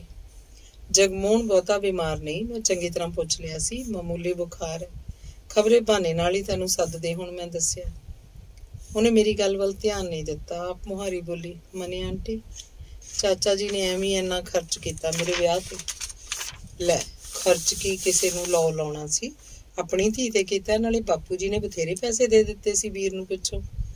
ਪਰ ਪ੍ਰੀਤ ਕਿਤੇ ਲੈਣ ਦੇਣ ਕੰਨੀਓ ਤਾਂ ਨਹੀਂ ਔਖੇ ਕਿਸੇ ਗੱਲੋਂ? ਇਹਨਾਂ ਦੀ ਭਾਬੀ ਹਾਸੇ ਝਾਕਦੀ ਸੀ। ਇੱਕ ਦਿਨ ਚਾਚੇ ਨੂੰ ਆਖ ਕਿ ਕੋਠੀ ਪਾ ਦੇਵੇ, ਟੈਕਸ ਦੇ ਮਹਿਕਮੇ ਵਾਲਿਆਂ ਨੂੰ ਕੋਠੀ ਪਾ ਕੇ ਦੇਣੀ ਕੀ ਔਖੀ ਹੈ। ਤੈਂ ਕੀ ਕਿਹਾ ਫਿਰ? ਮੈਂ ਕਿਹਾ ਉਹਨਾਂ ਨੇ ਤਾਂ ਆਪਣੀ ਕੋਠੀ ਲੋਨ ਲੈ ਕੇ ਪਾਈ ਹੈ, ਪਲਾਟ ਲਈ ਪੈਸੇ ਬਾਪੂ ਜੀ ਨੇ ਦਿੱਤੇ ਸੀ। ਬੋਲੀ, ਦਿਖਾਵੇ ਵਜੋਂ ਤਾਂ ਇਹ ਲੋਕ ਇਉਂ ਕਰਦੇ ਹੀ ਹੁੰਦੇ ਆ। ਇਹ ਠੀਕ ਹੈ ਪ੍ਰੀਤ, ਲੋਕ ਸੋਚ ਹੀ ਨਹੀਂ ਸਕਦੇ ਵੀ ਟੈਕਸ ਦੇ ਮਹਿਕਮੇ 'ਚ ਹੋ ਕੇ ਵੀ ਕੋਈ ਰਿਸ਼ਵਤ ਨਹੀਂ ਲਊਗਾ। ਪਰ ਤੇਰੇ ਅੰਕਲ ਜੀ ਨੇ ਮਖੌਲ ਵਿੱਚ ਜਦੋਂ ਵੀਰ ਤੇ ਪੁੱਛਿਆ ਸੀ ਕਿ ਕਲਮ ਹਜ਼ਾਰਾਂ ਤੋਂ ਚੱਲਦੀ ਹੈ ਕਿ ਲੱਖਾਂ ਤੇ, ਤਾਂ ਵੀਰ ਨੇ ਮੇਰੀ ਸਹੁੰ ਖਾ ਕੇ ਦੱਸਿਆ ਸੀ ਕਿ ਮੈਂ ਤਾਂ ਕਦੇ ਕਿਸੇ ਤੋਂ ਗਲੀ ਵਾਲਾ ਪੈਸਾ ਨਹੀਂ ਲਿਆ। ਇਹ ਪੁੱਛਣ ਲੱਗੇ ਕਾਹਤੋਂ? ਬੋਲਿਆ, ਬਸ ਗੁਜ਼ਾਰਾ ਹੋਈ ਜਾਵੇ, ਹੋਰ ਬਹੁਤੇ ਪੈਸੇ ਕੀ ਕਰਨੇ? ਮੈਨੂੰ ਪਤਾ ਹੈ ਮਨੀ ਆਂਟੀ। ਉਹਦੀ ਗੱਲ ਛੱਡ, ਪਰ ਤੂੰ ਦੱਸ, ਜਗਮੋਹਨ ਤਾਂ ਠੀਕ ਠਾਕ ਸੀ ਨਾ ਤੇਰੇ ਨਾਲ? ਮੈਂ ਪ੍ਰੀਤ ਨੂੰ ਪੁੱਛਿਆ। ਮਨੀ ਆਂਟੀ, ਸ਼ਾਇਦ ਬਹੁਤ ਚਲਾਕ ਔਰਤਾਂ ਹੀ ਆਦਮੀਆਂ ਨੂੰ ਖੁਸ਼ ਰੱਖ ਸਕਦੀਆਂ ਹੁੰਦੀਆਂ ਨੇ। ਕੀ ਮਤਲਬ? ਮੈਂ ਆਖਿਆ। ਮੈਂ ਪੁੱਛਿਆ। ਕੁਛ ਨਹੀਂ, ਆਖੋ ਖਿੜਕੀ 'ਚੋਂ ਬਾਹਰ ਸੜਕ ਵੱਲ ਝਾਕਣ ਲੱਗ ਪਈ।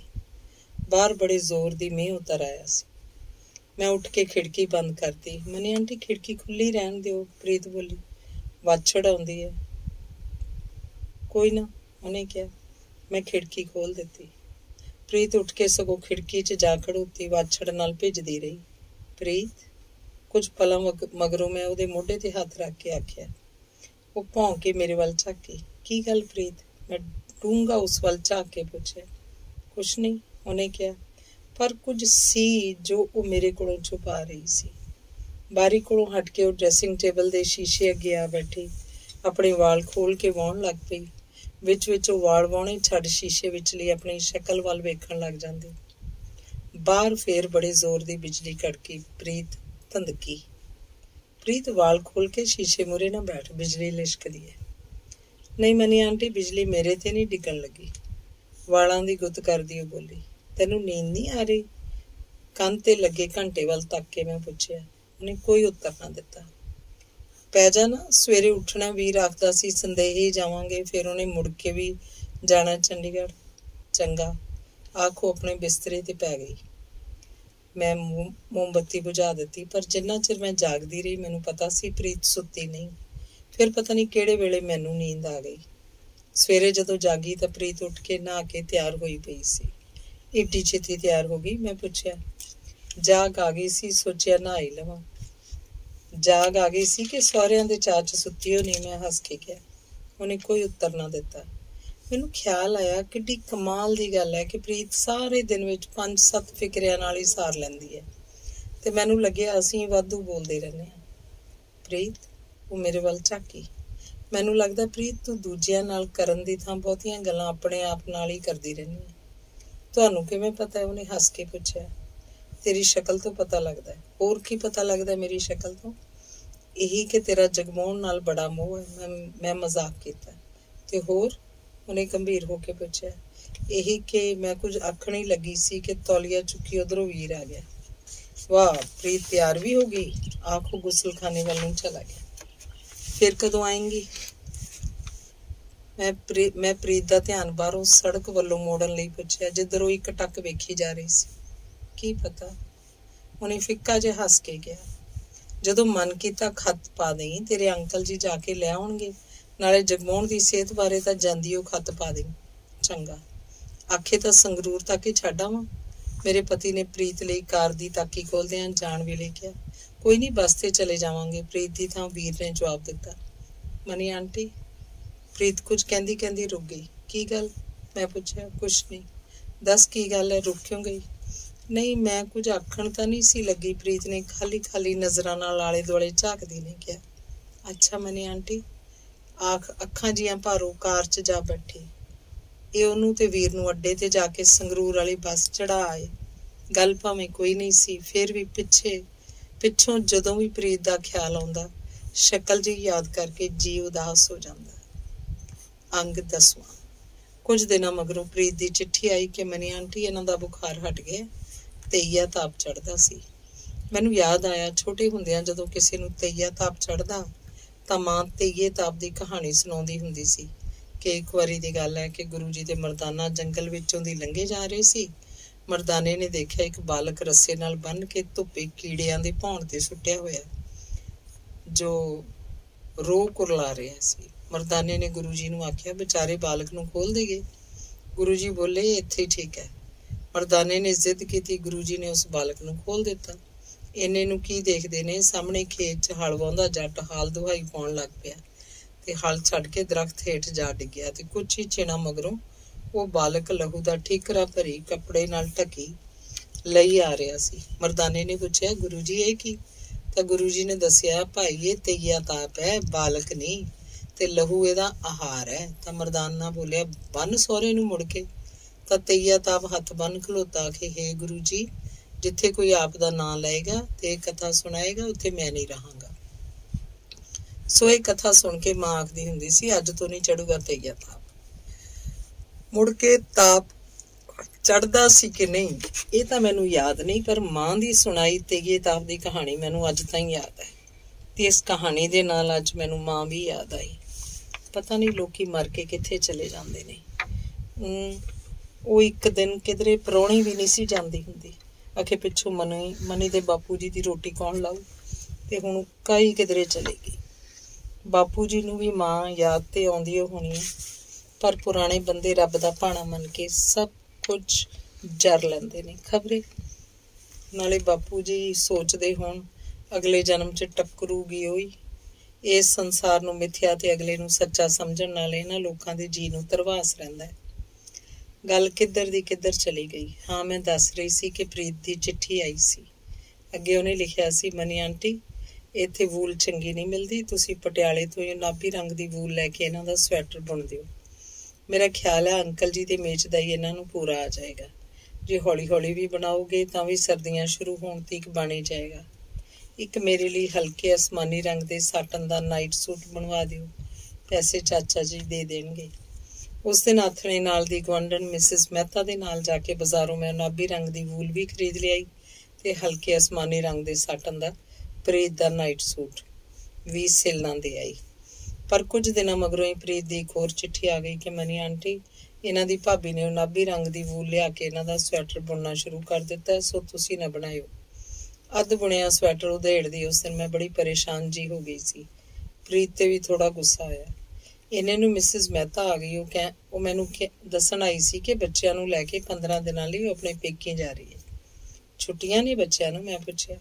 ਨਹੀਂ, ਲੈ ਲਈਆਂ ਨੇ। ਅਸਲ 'ਚ ਪਰਸੋਂ ਦੇ ਤੋਂ ਸਰਾਧ ਚੜ ਜਾਣੇ ਨੇ ਨਾ। ਇਹਨਾਂ ਜਲਦੇ ਬਲਦੇ ਦਿਨਾਂ 'ਚ ਇੱਥੇ ਲੋਕੀ ਬੜੇ ਜਾਦੂ ਟੂਣੇ ਕਰਦੇ ਨੇ। ਪਿਛਲੇ ਸਾਲ ਮੈਨੂੰ ਪਤਾ ਹੀ ਨਹੀਂ ਸੀ। ਸਾਡੇ ਡੱਬੂ ਦੀ ਕਿਸੇ ਨੇ ਵਾਲਾਂ ਦੀ ਲਿੱਟ ਕੱਟ ਲਈ ਸੀ। ਇਹ ਤਾਂ ਮੈਨੂੰ ਕਿਸੇ ਨੇ ਦੱਸਤਾ ਵੀ ਹੁਣੇ ਡੱਬੂ ਨੂੰ ਬਰਾੜੇ ਵਾਲੇ ਸੰਤਾਂ ਕੋਲ ਲੈ ਜਾਓ। ਸਾਲ ਭਰ ਹਰੇਕ ਪੂਰਨਮਾਸ਼ੀ ਨੂੰ ਅਸੀਂ ਇਹਨੂੰ ਲੈ ਕੇ ਬਰਾੜੇ ਸਾਹਿਬ ਜਾਂਦੇ ਰਹੇ। ਸੰਤਾਂ ਨੇ ਆਪ ਦੱਸਿਆ ਵੀ ਬੱਚੇ ਤੇ ਬੜੀ ਕਰੜਾਈ ਸੀ। ਤੁਸੀਂ ਛੇਤੀ ਆ ਗਏ ਤਾਂ ਬਚ ਗਿਆ। ਇਸ ਮਾਰੀ ਮੈਂ ਤਾਂ ਹੁਣ ਇਹਨਾਂ ਦਿਨਾਂ 'ਚ ਇੱਥੇ ਹੀ ਨਹੀਂ ਰਹਿੰਦੀ। ਤੁਸੀਂ ਆਪ ਦੇਖੋਗੇ, ਨਿੱਤ ਚੁਰਸਤੇ ਤੇ ਟੂਣਾ ਕੀਤਾ ਪਿਆ ਹੋਊ। ਮੇਰਾ ਤਾਂ ਫੁੱਟਿਆ ਘੜਾ, ਸਤਨਾਜਾ, ਹਲਦੀ, ਸੰਧੂਰ, ਨਾਰੀਅਲ ਆਦਿ ਚੀਜ਼ਾਂ ਜੇ ਕਿਧਰੇ ਰਾਹ ਤੇ ਪਈਆਂ ਹੁਣ ਦੇਖ ਕੇ ਹੀ ਕਾਲਜਾ ਨਿਕਲ ਜਾਂਦਾ। ਉਹਨੇ ਦੱਸਿਆ। ਸੱਚੀ ਇਹਨਾਂ ਟੂਣਿਆਂ ਨਾਲ ਕੁਝ ਹੋ ਜਾਂਦਾ? ਮੈਂ ਪੁੱਛਿਆ। ਖਬਰੇ ਕੁਛ ਨਾ ਕੁਛ ਹੁੰਦਾ ਹੀ ਹੋਊ ਜਿਹੜੇ ਕਰਦੇ ਨੇ ਲੋਕ। ਮੈਨੂੰ ਤਾਂ ਲੱਗਦਾ ਵਾਧੂ ਵਹਿਮ ਹੀ ਨੇ।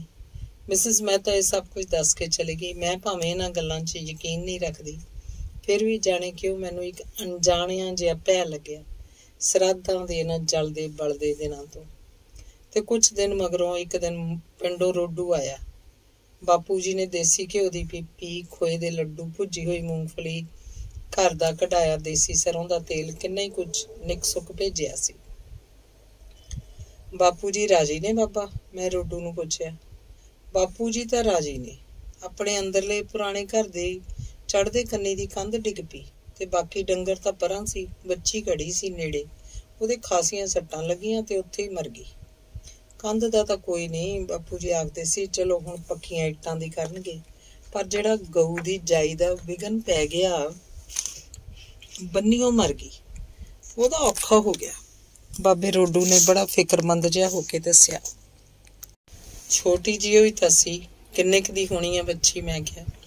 ਹੈ ਕਮਲੀ, ਗੱਲ ਕਿੰਨੇ ਕੁ ਦੀ ਨਹੀਂ, ਗੱਲ ਤਾਂ ਵਿਘਨ ਹੋ ਜਾਣਦੀ ਹੈ। ਹੁਣ ਗੰਗਾ ਜਾਣਾ ਪਊ। ਬਿਸ਼ਨਾ ਪੰਡਤ ਆਖਦਾ ਸੀ ਵੀ ਘਰ ਤੇ ਭਾਰ ਹੈ, ਇਹੋ ਜਿਹਾ ਵਿਘਨ ਹੋ ਜਾਣਾ ਤਾਂ ਬਹੁਤ ਮਾੜਾ ਹੁੰਦਾ। ਚੱਲ ਜਾਉਣਗੇ ਬਾਪੂ ਜੀ ਗੰਗਾ ਤੇ ਕਰਾਉਣਗੇ ਪੁੰਨਦਾਨ। ਮੈਂ ਆਖਿਆ। ਬਿਸ਼ਨਾ ਪੰਡਤ ਆਖਦਾ ਸੀ ਕੌਤਰ 100 ਸੰਪਟ ਪਾਠ ਕਰਾਉਣਾ ਪਊ ਬਾਹਮਣਾ ਨੂੰ ਸੱਦ ਕੇ, ਨਾਲੇ ਵੱਛੀ ਦੇ ਤੋਲ ਦਾ ਸਤਨਾਜਾ, ਗੁੜ, ਤੇਲ ਤੇ ਨਮੂਨੇ ਵਜੋਂ ਸੋਨੇ ਦੀ ਵੱਛੀ ਕਰਵਾ ਕੇ ਚੂਲੀ ਛੱਡਣੀ ਪਊ, ਨਹੀਂ ਤਾਂ ਇਹੋ ਜਿਹਾ ਪਾਪ 7 ਜਨਮ ਨਹੀਂ ਉਤਰਦਾ। ਬਾਬਾ ਰੋਡੂ ਉਸੇ ਤਰ੍ਹਾਂ ਫਿਕਰਮੰਦ ਜਿਹਾ ਦੱਸ ਰਿਹਾ ਸੀ। ਲੈ ਤਾਂ ਪੰਡਤਾਂ ਨੇ ਖਾਣ ਦੇ ਢੰਗ ਨੇ। ਕੰਧ ਕਿਸੇ ਨੇ ਜਾਣ ਕੇ ਥੋੜੇ ਡੇਗੀ ਸੀ। ਨਹੀਂ ਮੁੰਨੀ, ਇਹ ਤਾਂ ਕੁਦਰਤੀ ਖੇਡ ਹੈ ਤੇ ਕੁਦਰਤ ਅਗਾਊਂ ਚੇਤਾਵਨੀ ਦਿੰਦੀ ਹੈ ਵੀ ਕੋਈ ਉਪਾਸ ਪਾ ਕਰ ਲੋ। ਇਸ ਘਰ ਤੇ ਦੇਵਤਿਆਂ ਦੀ ਕਰੋਪੀ ਹੈ। ਕਲਯੁਗੀ ਜੀਵ ਜੇ ਨਹੀਂ ਮੰਨਦੇ ਤਾਂ ਹੀ ਫਿਰ ਇਉਂ ਕਸ਼ਟ ਝੱਲਦੇ ਨੇ ਤੇ ਅਣਹੋਣੀਆਂ ਹੁੰਦੀਆਂ ਨੇ। ਤੂੰ ਪ੍ਰੀਤ ਕੋਲ ਸੰਗਰੂਰ ਵੀ ਜਾਏਗਾ ਬਾਬਾ? ਗੱਲ ਬਦਲਣ ਲਈ ਮੈਂ ਰੋਡੂ ਨੂੰ ਪੁੱਛਿਆ। ਉੱਥੇ ਜਾ ਆਇਆ। ਠੀਕ ਠਾਕ ਸੀ ਸਾਰੇ? ਠੀਕ ਠਾਕ ਤਾਂ ਸੀ, ਪਰ ਉਹ ਲੋਕ ਮੈਨੂੰ ਕੁਝ ਹੋਰ ਹੀ ਤਰ੍ਹਾਂ ਦੇ ਲੱਗੇ। ਕਿਹੋ ਜਿਹੇ ਲੱਗੇ? ਮੈਂ ਹੱਸ ਕੇ ਪੁੱਛਿਆ। ਉਹ ਤਾਂ ਚੰਗੇ ਨੇ, ਖਬਰੇ ਸ਼ਹਿਰ ਦੇ ਪੜ੍ਹੇ ਲਿਖੇ ਇਹੋ ਜਿਹੇ ਹੁੰਦੇ ਨੇ, ਸਾਨੂੰ ਪਿੰਡੂਆਂ ਨੂੰ ਕੀ ਪਤਾ ਹੈ। ਉਹ ਗੱਲ ਕਹਿੰਦਾ ਟਾਲ ਗਿਆ। ਚੰਗੇ ਨਹੀਂ ਲੱਗੇ ਤੈਨੂੰ? ਮੈਂ ਮੁੜ ਕੇ ਪੁੱਛਿਆ। ਕੁਝ ਘੁੱਟੇ ਵੱਟੇ ਜੇ ਲੱਗੇ। ਘਰ 'ਚ ਸੁੰਨ ਜੀ ਵਰਤੀ ਪਈ ਸੀ, ਜਿਵੇਂ ਕੋਈ ਰਹਿੰਦਾ ਹੀ ਨਾ ਹੋਵੇ। ਪ੍ਰੀਤ ਵੀ ਹੌਲੀ ਹੌਲੀ ਜੀ ਗੱਲ ਕਰੇ। ਆ ਦੂਜੀ ਕੁੜੀ ਮੇਰੇ ਕੋਲ ਹੀ ਨਹੀਂ ਆਈ, ਸੁੱਖ ਸਾਂਦ ਹੀ ਨਹੀਂ ਪੁੱਛੀ ਵੀ ਸਹੁਰੀਏ ਮੈਂ ਕੋਈ ਘਰ ਚੱਕ ਕੇ ਲੈ ਜਾਣਾ। ਮੈਂ ਤਾਂ ਚੀਜ਼ਾਂ ਫੜਾ ਕੇ ਉਹ ਨਹੀਂ ਪੈਰੀ ਮੁੜ ਆਇਆ, ਬਿੰਦ ਨਹੀਂ ਅਟਕਿਆ। ਪ੍ਰੀਤ ਆਖੇ ਬਾਬਾ ਰੋਟੀ ਖਾ ਕੇ ਜਾਈ। ਮੈਂ ਕਿਹਾ ਖਾ ਕੇ ਤੁਰਿਆ ਸੀ ਪਿੰਡੋਂ। ਮੈਨੂੰ ਰੋਡੂ ਦੀ ਗੱਲ ਤੇ ਹਾਸਾ ਆ ਗਿਆ ਤੇ ਆਖਿਆ ਸਾਡੇ ਘਰ ਤਾਂ ਅੱਜ ਰਹੇਗਾ ਨਾ? ਅੱਜ ਤਾਂ ਮੈਂ ਮੁੜਨਾ ਹੈ। ਬਾਪੂ ਜੀ ਚੰਡੀਗੜ੍ਹ ਨੂੰ ਗਏ ਹੈ, ਘਰ ਸੁਣਨਾ। ਬਾਪੂ ਜੀ ਨੂੰ ਸਭ ਦਾ ਫਿਕਰ ਰਹਿੰਦਾ। ਮੈਂ ਕਿਹਾ ਬਾਪੂ ਜੀ ਦਾ ਹੋਰ ਕੌਣ ਹੈ ਤੁਹਾਡੇ ਬਿਨਾਂ? ਛੇਤੀ ਛੇਤੀ ਮਿਲ ਆਇਆ ਕਰੋ। ਹੁਣ ਤਾਂ ਚਲੋ ਚਲੀ ਦਾ ਮੇਲਾ ਹੈ। ਜਦੋਂ ਦੀ ਤੁਹਾਡੀ ਬੇਬੇ ਗੁਜ਼ਰ ਗਈ ਹੈ ਉਦੋਂ ਦੇ ਉੱਤੋਂ ਹੀ ਕੰਮ ਜੇ ਕਰਦੇ ਨੇ ਸਾਰੇ, ਜੀ 'ਚ ਉਧਰੇ ਹੀ ਰਹਿੰਦੇ ਨੇ। ਇਹੋ ਜਿਹਾ ਬੰਦਾ ਬਹੁਤਾ ਚਿਰ ਨਹੀਂ ਘਟਾਉਂਦਾ ਹੁੰਦਾ। ਰੋਡੂ ਨੇ ਜਦੋਂ ਕਿਹਾ ਮੇਰਾ ਜੀ ਜਿਵੇਂ ਥੱਲੇ ਨੂੰ ਹੋ ਗਿਆ। ਰੋਡੂ ਅਜੇ ਬੈਠਾ ਹੀ ਸੀ ਜਦੋਂ ਦਫ਼ਤਰੋਂ ਇਹਨਾਂ ਦਾ ਚਪੜਾਸੀ ਆਇਆ ਵੀ ਛੇਤੀ ਰਜਿੰਦਰ ਹਸਪਤਾਲ ਪਹੁੰਚੋ, ਸੰਗਰੂਰ ਤੋਂ ਬੀਬੀ ਨੂੰ ਲੈ ਕੇ ਆਏ ਨੇ। ਕੀ ਗੱਲ? ਹੇਠਲਾ ਸਾਹ ਹੇਠਾਂ ਤੇ ਉੱਪਰਲਾ ਉੱਪਰ ਨਾਲ ਮੈਂ ਪੁੱਛਿਆ। ਕਹਿੰਦੇ ਨੇ ਕੱਪੜਿਆਂ ਨੂੰ ਅੱਗ ਲੱਗ ਗਈ ਸੀ। ਕੀ ਹੋਇਆ ਕੁੜੇ? ਬਾਬੇ ਰੋਡੂ ਨੇ ਚਾਹ ਦਾ ਗਲਾਸ ਉੱਥੇ ਹੀ ਰੱਖ ਮੇਰੀ ਵੱਲ ਆਉਂਦੇ ਨੇ ਪੁੱਛਿਆ। ਬਾਬਾ ਤੂੰ ਹੁਣੇ ਪਿੰਡ ਨੂੰ ਵਗ ਜਾ। ਬਾਪੂ ਜੀ ਪਿੰਡ ਚਲੇ ਗਏ ਹੋਏ, ਹੁਣੇ ਲੈ ਕੇ ਆ ਜੀ। ਪ੍ਰੀਤ ਨੂੰ ਹਸਪਤਾਲ ਲੈ ਕੇ ਆਏ ਨੇ, ਕਹਿੰਦੇ ਨੇ ਕੱਪੜਿਆਂ ਨੂੰ ਕਿਵੇਂ ਅੱਗ ਲੱਗ ਗਈ। ਗੱਲ ਸੁਣ ਕੇ ਬਾਬਾ ਰੋਡੂ ਜਿਵੇਂ ਬੌਂਦਲ ਗਿਆ। ਛੇਤੀ ਦੇ ਕੇ ਪੱਗ ਢਾਹ ਕੇ ਬੰਨਣ ਲੱਗ ਪਿਆ। ਫਿਰ ਜੁੱਤੀ ਲਾ ਕੇ ਝਾੜ ਕੇ ਪਾਈ। ਅੱਛਾ ਮੈਂ ਚੱਲਦਾ। ਕਾਲੀ ਕਾਲੀ ਬਾਹਰ ਲੰਘ ਗਿਆ। ਉਹ ਆਪ ਕਿੱਥੇ ਨੇ? ਮੈਂ ਚਪੜਾਸੀ ਨੂੰ ਪੁੱਛਿਆ। ਆਪ ਉਹ ਹਸਪਤਾਲ ਨੂੰ ਗਏ, ਕਾਰ ਦੇ ਕੇ ਮਿੱਤਸਿਓਂ ਚੰਡੀਗੜ੍ਹ ਭੇਜਿਆ ਸਰਦਾਰ ਜੀ ਨੂੰ ਲੈਣ। ਮੈਂ ਫਟਾਫਟ 200 ਰੁਪਏ ਪਰਸ ਚ ਪਾਏ, ਘਰ ਨੂੰ ਜੰਦਰਾ ਮਾਰਿਆ ਤੇ ਰਿਕਸ਼ਾ ਲੈ ਕੇ ਹਸਪਤਾਲ ਨੂੰ ਤੁਰ ਪਈ। ਪਤਾ ਨਹੀਂ ਕਿਉਂ ਮੇਰਾ ਜੀਅ ਕਰਦਾ ਸੀ ਉੱਚੀ ਉੱਚੀ ਰੋ ਪਵਾਂ। ਮੇਰੇ ਹੱਥ ਪੈਰ ਕੰਬ ਰਹੇ ਸਨ ਤੇ ਮੂੰਹ ਸੁੱਕ ਰਿਹਾ ਸੀ। ਹੇ ਰੱਬਾ ਸੁੱਖ ਰੱਖੀ। ਰਿਕਸ਼ੇ 'ਚ ਬੈਠੀ ਰਹੀ। ਕਈ ਵਾਰੀ ਜੀਅ 'ਚ ਕਿਹਾ। ਘਬਰਾਈ ਬੌਂਦਲੀ ਰਿਕਸ਼ੇ ਵਾਲੇ ਨੂੰ ਪੈਸੇ ਦੇ ਕੇ ਮੈਂ ਹਸਪਤਾਲ ਦਾ ਅਗਲਾ ਗੇਟ ਲੰਘ ਕੇ ਖੱਬੇ ਹੱਥ ਨੂੰ ਐਮਰਜੈਂਸੀ ਵਾਰਡ ਵੱਲ ਨੂੰ ਮੁੜੀ ਸੀ ਕਿ ਅੱਗੋਂ ਮੇਰੇ ਪਤੀ ਆ ਰਹੇ ਸਨ। 13 ਨੰਬਰ ਕਮਰੇ 'ਚ ਹੈ, ਉਹਨਾਂ ਨੇ ਬੜੇ ਉਦਾਸ ਲਹਿਜੇ 'ਚ ਮੈਨੂੰ ਦੱਸਿਆ ਤੇ ਮੇਰੇ ਨਾਲ ਹੀ ਮੁੜ ਪਏ। ਸ਼ਾਇਦ ਉਹ ਇਸੇ ਲਈ ਬਾਹਰ ਆਏ ਸੀ ਕਿ ਮੈਂ ਕਿਤੇ ਲੱਭਦੀ ਫਿਰਾਂਗੀ। ਬੇਦਿਲ ਜੀ ਹੋਈ ਮੈਂ ਉਹਨਾਂ ਦੇ ਨਾਲ 13 ਨੰਬਰ ਕਮਰੇ 'ਚ ਪਹੁੰਚੀ। ਚਿੱਟੀ ਚਾਦਰ ਨਾਲ ਢਕੀ ਪ੍ਰੀਤ ਦਾ ਮੂੰਹ ਹੀ ਸਿਰਫ ਨੰਗਾ ਸੀ। ਅੱਖਾਂ ਦੀਆਂ ਝਿਮਣੀਆਂ ਸੜ ਗਈਆਂ ਹੋਈਆਂ ਸਨ। ਅੱਖਾਂ ਦੇ ਹੇਠਾਂ ਪਲਕਾਂ ਦੇ ਉੱਪਰ ਵੱਡੇ ਵੱਡੇ ਪਾਣੀ ਨਾਲ ਭਰੇ ਛਾਲੇ ਜਿਵੇਂ ਟਸ ਟਸ ਕਰ ਰਹੇ ਸਨ। ਇਹ ਕੀ ਹੋ ਗਿਆ ਪ੍ਰੀਤ? ਮੈਂ ਘਬਰਾ ਕੇ ਉਹਦੇ ਕੋਲ ਬੈਠਦੀ ਰਹੀ ਪੁੱਛਿਆ। ਉਹ ਮੇਰੇ ਵੱਲ ਝਾਕੀ ਤੇ ਫਿਰ ਨਜ਼ਰ ਪੁਆ ਕੇ ਛੱਤ ਵੱਲ ਝਾਕਣ ਲੱਗੀ। ਬੋਲੀ ਕੁਝ ਨਹੀਂ। ਪ੍ਰੀਤ, ਮੈਂ ਜਿਵੇਂ ਰੋਣ ਹਾਕੀ ਹੋ ਕੇ ਹਾਕ ਮਾਰੀ। ਹਾਕ ਜਿਵੇਂ ਉਹਨੇ ਸੁਣ ਲਈ। ਬਿੰਦ ਕੁ ਅੱਖਾਂ ਮੀਟ ਲਈਆਂ, ਫਿਰ ਮੇਰੀ ਵੱਲ ਝਾਕ ਕੇ ਚੁੱਪ ਕੀਤੀ ਰਹੀ। ਡਾਕਟਰ ਆਇਆ, ਚਾਦਰ ਹੇਠੋਂ ਬਾਂਹ ਕੱਢ ਕੇ ਸੂਆ ਲਾਇਆ ਤੇ ਸਟੈਂਡ ਨਾਲ ਗਲੂਕੋਸ ਲਾ ਦਿੱਤਾ। ਹੱਥਾਂ ਉੱਪਰ ਕੋਈ ਖਾਸ ਛਾਲੇ ਨਹੀਂ ਸੀ। ਸੋਚਿਆ ਸ਼ੁਕਰ ਹੈ ਬਹੁਤੀ ਨਹੀਂ ਜਲੀ। ਇੰਨੇ ਨੂੰ ਇੱਕ ਨਰਸ ਟਰਾਲੀ ਤੇ ਕਿੰਨੀਆਂ ਸਾਰੀਆਂ ਦਵਾਈਆਂ ਪੱਟੀਆਂ ਤੇ ਰੂੰ ਰੱਖੀ ਅੰਦਰ ਆਈ। ਆਪ ਬਾਹਰ ਜਾਈਏ, ਉਹਨੇ ਹੌਲੀ ਹੌਲੀ ਗੱਲਾਂ ਕਰ ਰਹੇ ਪ੍ਰੀਤ ਦੇ ਜੇਠ ਤੇ ਮੇਰੇ ਪਤੀ ਨੂੰ ਕਿਹਾ। ਉਹ ਬਾਹਰ ਚਲੇ ਗਏ। ਦਵਾਈ ਲਾਉਣ ਲਈ ਜਦੋਂ ਉਹਨੇ ਪ੍ਰੀਤ ਦੇ ਉੱਪਰੋਂ ਚਾਦਰ ਚੁੱਕੀ ਤਾਂ ਮੇਰਾ ਤਰਾਹ ਨਿਕਲ ਗਿਆ। ਲੱਕ ਤੋਂ ਹੇਠਾਂ ਉਹ ਸੜ ਕੇ ਜਿਵੇਂ ਕੋਲੇ ਹੋ ਗਈ ਸੀ। ਸੜੀਆਂ ਧੁਆਂਖੀਆਂ ਟੁੰਡ ਦੀਆਂ ਟੁੰਡ ਲੱਤਾਂ ਨਾਲ ਮਾਸ ਦਾ ਭੋਰਾ ਨਹੀਂ ਸੀ। ਹੇ ਪਰਮਾਤਮਾ, ਇਹ ਕੀ ਹੋ ਗਿਆ? ਮੇਰੇ ਮਨ ਨੇ ਜਿਵੇਂ ਕੁਰਲਾ ਕੇ ਕਿਹਾ। ਰੂੰ ਦੇ ਫੰਬੇ ਭਿਉਂ ਭਿਉਂ ਕੇ ਉਹ ਪ੍ਰੀਤ ਦੇ ਜਲੇ ਜਿਸਮ ਤੇ ਦਵਾਈ ਲਾਉਂਦੀ ਰਹੀ। ਇਸ ਦਵਾਈ ਲਾਉਣ ਦਾ ਪ੍ਰੀਤ ਨੂੰ ਕੋਈ ਪਤਾ ਨਹੀਂ ਸੀ ਲੱਗ ਰਿਹਾ। ਹੇਠਲੇ ਧੜ 'ਚ ਤਾਂ ਖਬਰੇ ਹੁਣ ਜਾਨ ਹੀ ਨਹੀਂ ਸੀ, ਬਸ ਉੱਪਰ ਉੱਪਰ ਸਾਹ ਵਗ ਰਹੇ ਸੀ। ਦਵਾਈਆਂ ਲਾਉਣ ਮਗਰੋਂ ਨਰਸ ਨੇ ਉਹਨੂੰ ਉਸੇ ਤਰ੍ਹਾਂ ਚਿੱਟੀ ਚਾਦਰ ਨਾਲ ਢੱਕ ਦਿੱਤਾ। ਦਵਾਈਆਂ ਵਾਲੀ ਟਰਾਲੀ ਧੱਕਦੀ ਉਹ ਬਾਹਰ ਆ ਗਈ। ਉਹਦੇ ਮਗਰ ਹੀ ਮੈਂ ਆ ਗਈ। ਸਿਸਟਰ, ਇਹ ਬਚ ਵੀ ਰਹੂ? ਮੈਂ ਰੋਣ ਹਾਕੀ ਹੋ ਕੇ ਪੁੱਛਿਆ। ਅਬ ਤੋਂ ਭਗਵਾਨ ਕੇ ਹੱਥ ਮੇਂ ਹੈ, ਉਹਨੇ ਇਹੀ ਆਖਣਾ ਠੀਕ ਸਮਝਿਆ। ਮੈਂ ਮੁੜ ਅੰਦਰ ਆ ਗਈ। ਪ੍ਰੀਤ ਨੇ ਨਜ਼ਰਾਂ ਚੁੱਕ ਕੇ ਮੇਰੇ ਵੱਲ ਦੇਖਿਆ। ਮੇਰੀਆਂ ਅੱਖਾਂ ਡੁਬਾ ਆਈਆਂ। ਪ੍ਰੀਤ, ਮੈਂ ਉਹਦੇ ਮੱਥੇ ਤੋਂ ਪਸੀਨੇ ਦੇ ਕਣ ਪੂੰਝਦੀ ਨੇ ਪੁੱਛਿਆ। ਆਂਟੀ, ਬਾਪੂ ਜੀ ਨੂੰ ਵੀ ਬੁਲਾ ਲਓ, ਉਹਨੇ ਡੁੱਬਦੀ ਆਵਾਜ਼ ਚ ਕਿਹਾ। ਰੋਡੂ ਨੂੰ ਭੇਜ ਕੇ ਆਈਆਂ, ਆਥਣ ਤਾਈਂ ਆ ਜਾਣਗੇ। ਪਰ ਪ੍ਰੀਤ, ਇੰਨੀ ਅੱਗ ਲੱਗ ਕਿਵੇਂ ਗਈ? ਉਹਨੇ ਫੇਰ ਕੋਈ ਜਵਾਬ ਨਾ ਦਿੱਤਾ। ਪ੍ਰੀਤ, ਤੂੰ ਬੋਲਦੀ ਕਿਉਂ ਨਹੀਂ? ਅੱਗ ਕਿਸੇ ਨੇ ਲਾਤੀ ਕਿ ਆਪੇ ਲੱਗੀ? ਮੈਂ ਜ਼ੋਰ ਲਾ ਕੇ ਪੁੱਛਿਆ। ਮੇਰਾ ਨੀਲਾ ਸੂਟ ਸੰਭਾਲਿਆ ਆਂਟੀ? ਉਹਨੇ ਮੇਰੀ ਗੱਲ ਦਾ ਜਵਾਬ ਨਹੀਂ ਦਿੱਤਾ, ਸਗੋਂ ਸੂਟ ਬਾਰੇ ਪੁੱਛਿਆ। ਹਾਂ, ਕੱਲ ਹੀ ਅਜੇ ਦਰਜੀ ਦੇ ਕੇ ਗਿਆ, ਪਰ ਮੈਂ ਕੀ ਪੁੱਛਦੀ ਹਾਂ? ਅੱਖਾਂ ਜੀਆਂ ਭਰ ਕੇ ਵਿੱਚ ਪੀ ਗਈ, ਪਰ ਮੂੰਹ ਕੁਝ ਨਾ ਬੋਲੀ। ਫਿਰ ਅੱਖਾਂ ਮੀਟ ਲਈਆਂ। ਮੈਂ ਕਮਰੇ ਤੋਂ ਬਾਹਰ ਆ ਕੇ ਹਰਾਸੇ ਜਿਹੇ ਖੜੇ ਪ੍ਰੀਤ ਦੇ ਜੇਠ ਨੂੰ ਪੁੱਛਿਆ, ਅੱਗ ਲੱਗ ਕਿਵੇਂ ਗਈ? ਮੇਰੇ ਕੋਲ ਤਾਂ ਦਫ਼ਤਰ ਹੀ ਬੰਦਾ ਗਿਆ, ਸ਼ਾਇਦ ਸਟੋਵ ਨਾਲੋਂ ਲੱਗ ਗਈ। ਮੇਰੇ ਆਉਂਦੇ ਨੂੰ ਤਾਂ ਦੁਨੀਆ ਇਕੱਠੀ ਹੋਈ ਪਈ ਸੀ ਘਰ। ਮੈਂ ਤਾਂ ਝਟਾ ਝੱਟ ਟਰੱਕ ਕਰਕੇ ਇੱਥੇ ਲਿਆਇਆ। ਬਈ ਸੰਗਰੂਰ ਤਾਂ ਨਿੱਕਾ ਜਿਹਾ ਹਸਪਤਾਲ ਹੈ, ਨਾਲੇ ਚੰਗੇ ਡਾਕਟਰ ਨਹੀਂ ਕੋਈ। ਜਗਮੋਹਨ ਨੂੰ ਪੁੱਛਿਆ ਸੀ ਬਈ ਕਿਵੇਂ ਲੱਗੀ ਅੱਗ, ਆਖਦਾ ਸੀ ਮੈਨੂੰ ਨਹੀਂ ਪਤਾ। ਬਸੰਤ ਸਿਰ ਦੁਖਦੇ ਕਰਕੇ ਉੱਪਰ ਚੁਬਾਰੇ 'ਚ ਪਈ ਸੀ, ਉਹਨੂੰ ਵੀ ਨਹੀਂ ਪਤਾ ਲੱਗਿਆ। ਇੰਨਾ ਸੜ ਜਾਣਾ ਚੰਗਾ ਨਹੀਂ ਹੁੰਦਾ, ਗੱਲ ਖਤਰੇ ਵਾਲੀ ਹੋ ਜਾਂਦੀ ਹੈ। ਮੇਰੇ ਪਤੀ ਨੇ ਆਖਿਆ। ਜਗਮੋਹਨ ਕਿੱਥੇ ਹੈ? ਮੈਂ ਪੁੱਛਿਆ। ਬਾਜ਼ਾਰ ਦਵਾਈਆਂ ਲੈਣ ਗਿਆ, ਪ੍ਰੀਤ ਦਾ ਜੇਠ ਬੋਲਿਆ। ਮੈਂ ਮੁੜ ਅੰਦਰ ਆ ਗਈ। ਪ੍ਰੀਤ ਖਾਲੀ ਖਾਲੀ ਨਜ਼ਰਾਂ ਨਾਲ ਫਿਰ ਛੱਤ ਵੱਲ ਝਾਕ ਰਹੀ ਸੀ। ਪ੍ਰੀਤ, ਦਰਦ ਤਾਂ ਨਹੀਂ ਹੁੰਦਾ? ਮੈਂ ਲੱਤਾਂ ਵੱਲ ਹੱਥ ਕਰਕੇ ਪੁੱਛਿਆ। ਮਨੀ ਆਂਟੀ, ਕੁਛ ਕਹਿੰਦੀ ਕਹਿੰਦੀ ਉਹ ਚੁੱਪ ਕਰ ਗਈ। ਦੱਸ ਪ੍ਰੀਤ ਦੱਸ, ਮੈਂ ਉਹਦੇ ਹੋਰ ਨੇੜੇ ਹੋ ਕੇ ਪੁੱਛਿਆ। कुछ नहीं, आखो चुप कर गई। इन्ने नूं वड्डा डॉक्टर आ गया, नाल 2-3 डॉक्टर होर सी। उन्हें ग्लूकोस की बोतल वाल देखिया, पता नहीं कादा एक इंजैक्शन होर लगवा दिता। फिर मैनू मेरे पति नूं ते प्रीत दे जेठ नूं बाहर जाण लई कहा।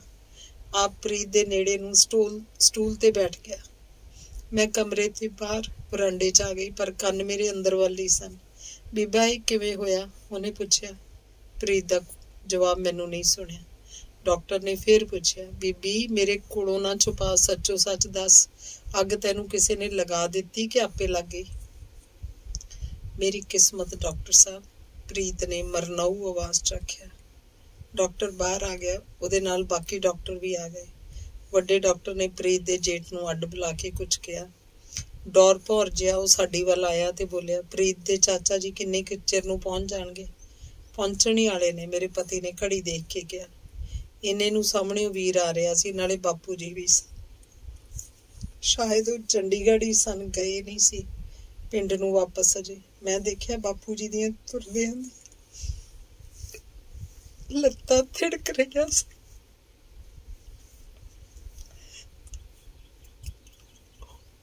वो अपने खूंडे नूं संभालदे कंध नाल हथ ला के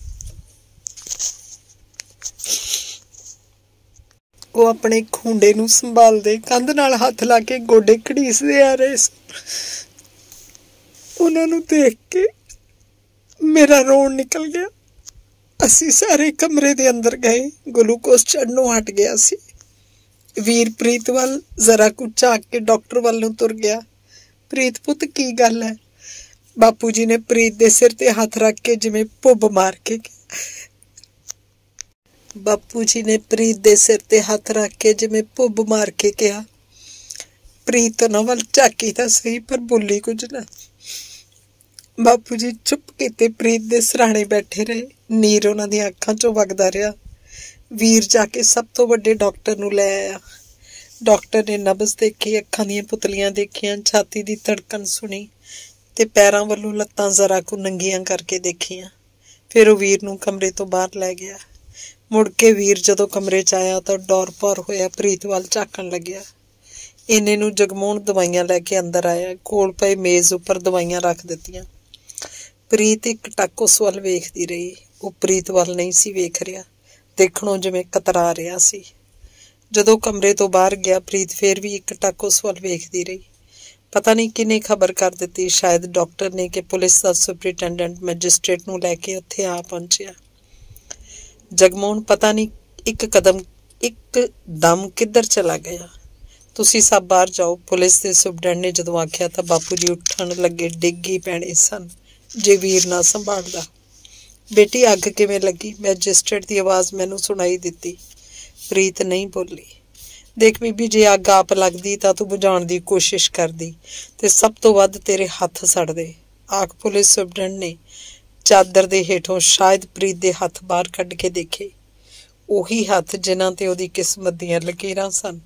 ते अग्गों आखण लग्या, हथ तेरे उस तरह ठीक ठाक ने। इहदा मतलब है तू बुझाउण दी कोशिश नहीं कीती, जां फिर हथ तेरे बन दिते गए सन। प्रीत फिर भी चुप सी। मैनू ख्याल आया, वाकई ही हत्थां नूं प्रीत दियां नूं कुछ भी नहीं सी होया। देख बीबी, तू हुण बचना नहीं, सो ठीक ठीक बयान दे रही। पुलिस सुपरिटेंडेंट ने जदों कहा, मैनू पैरां हेठों जमीन खिसकदी लगी। बापू जी तो शायद होर खड़िया ना गया, भुंजे ही बैठ गए। ये किवें होया? अग किवें लगी? पुलिस सुपरिटेंडेंट फिर पुछ रहा सी। मेरी किस्मत, प्रीत ने फिर इन्ना ही आख्या। बयान लिख। मैजिस्ट्रेट ते पुलिस सुपरिटेंडेंट बाहर आ गए। असी सारे अंदर गए। प्रीत ने अखां भरियां होईयां सन। की हाल है प्रीत? मैं ओहदे मत्थे ते हथ रख के कहा। मनी आंटी, मेरा वो गुलाबी फुल्लां वाला सूट अण लग गई। मनी आंटी, मेरा वो गुलाबी फुल्लां वाला सूट अण लग गई, बक्स च पिया। उन्हें डुबदी जी आवाज़ च कहा। शायद वो आखना चाहती सी, भावें उही पा दिओ, मेरे अणलग कपड़े जो चाहिए ने। कोई ना प्रीत, वो सूट तू ठीक होके पा लई। मसा मसा रोना रोकदी ने मैं कहा। फिर वो जिवें कुछ सोचन जिहा लग पई। ਬਾਪੂ ਜੀ ਖਿੰਡ ਦੇ ਹੱਥਾਂ ਨਾਲ ਉੱਠ ਕੇ ਬਾਹਰ ਗਏ। ਬਾਹਰ ਸੱਦ ਕੇ ਵੀਰ ਨੂੰ ਕੁਝ ਆਖ ਕੇ ਆਏ ਤੇ ਨਾਲੇ ਬਾਸਕਟ ਦੀ ਜੇਬ ਚੋਂ ਕੱਢ ਕੇ ਕੁਝ ਰੁਪਏ ਦਿੱਤੇ। ਇੰਨੇ ਨੂੰ ਚੰਡੀਗੜ੍ਹ ਤੋਂ ਭਾਬੀ ਵੀ ਆ ਗਈ। ਬਸ ਰੋਈ ਜਾਵੇ, ਨਾਲੇ ਆਖੇ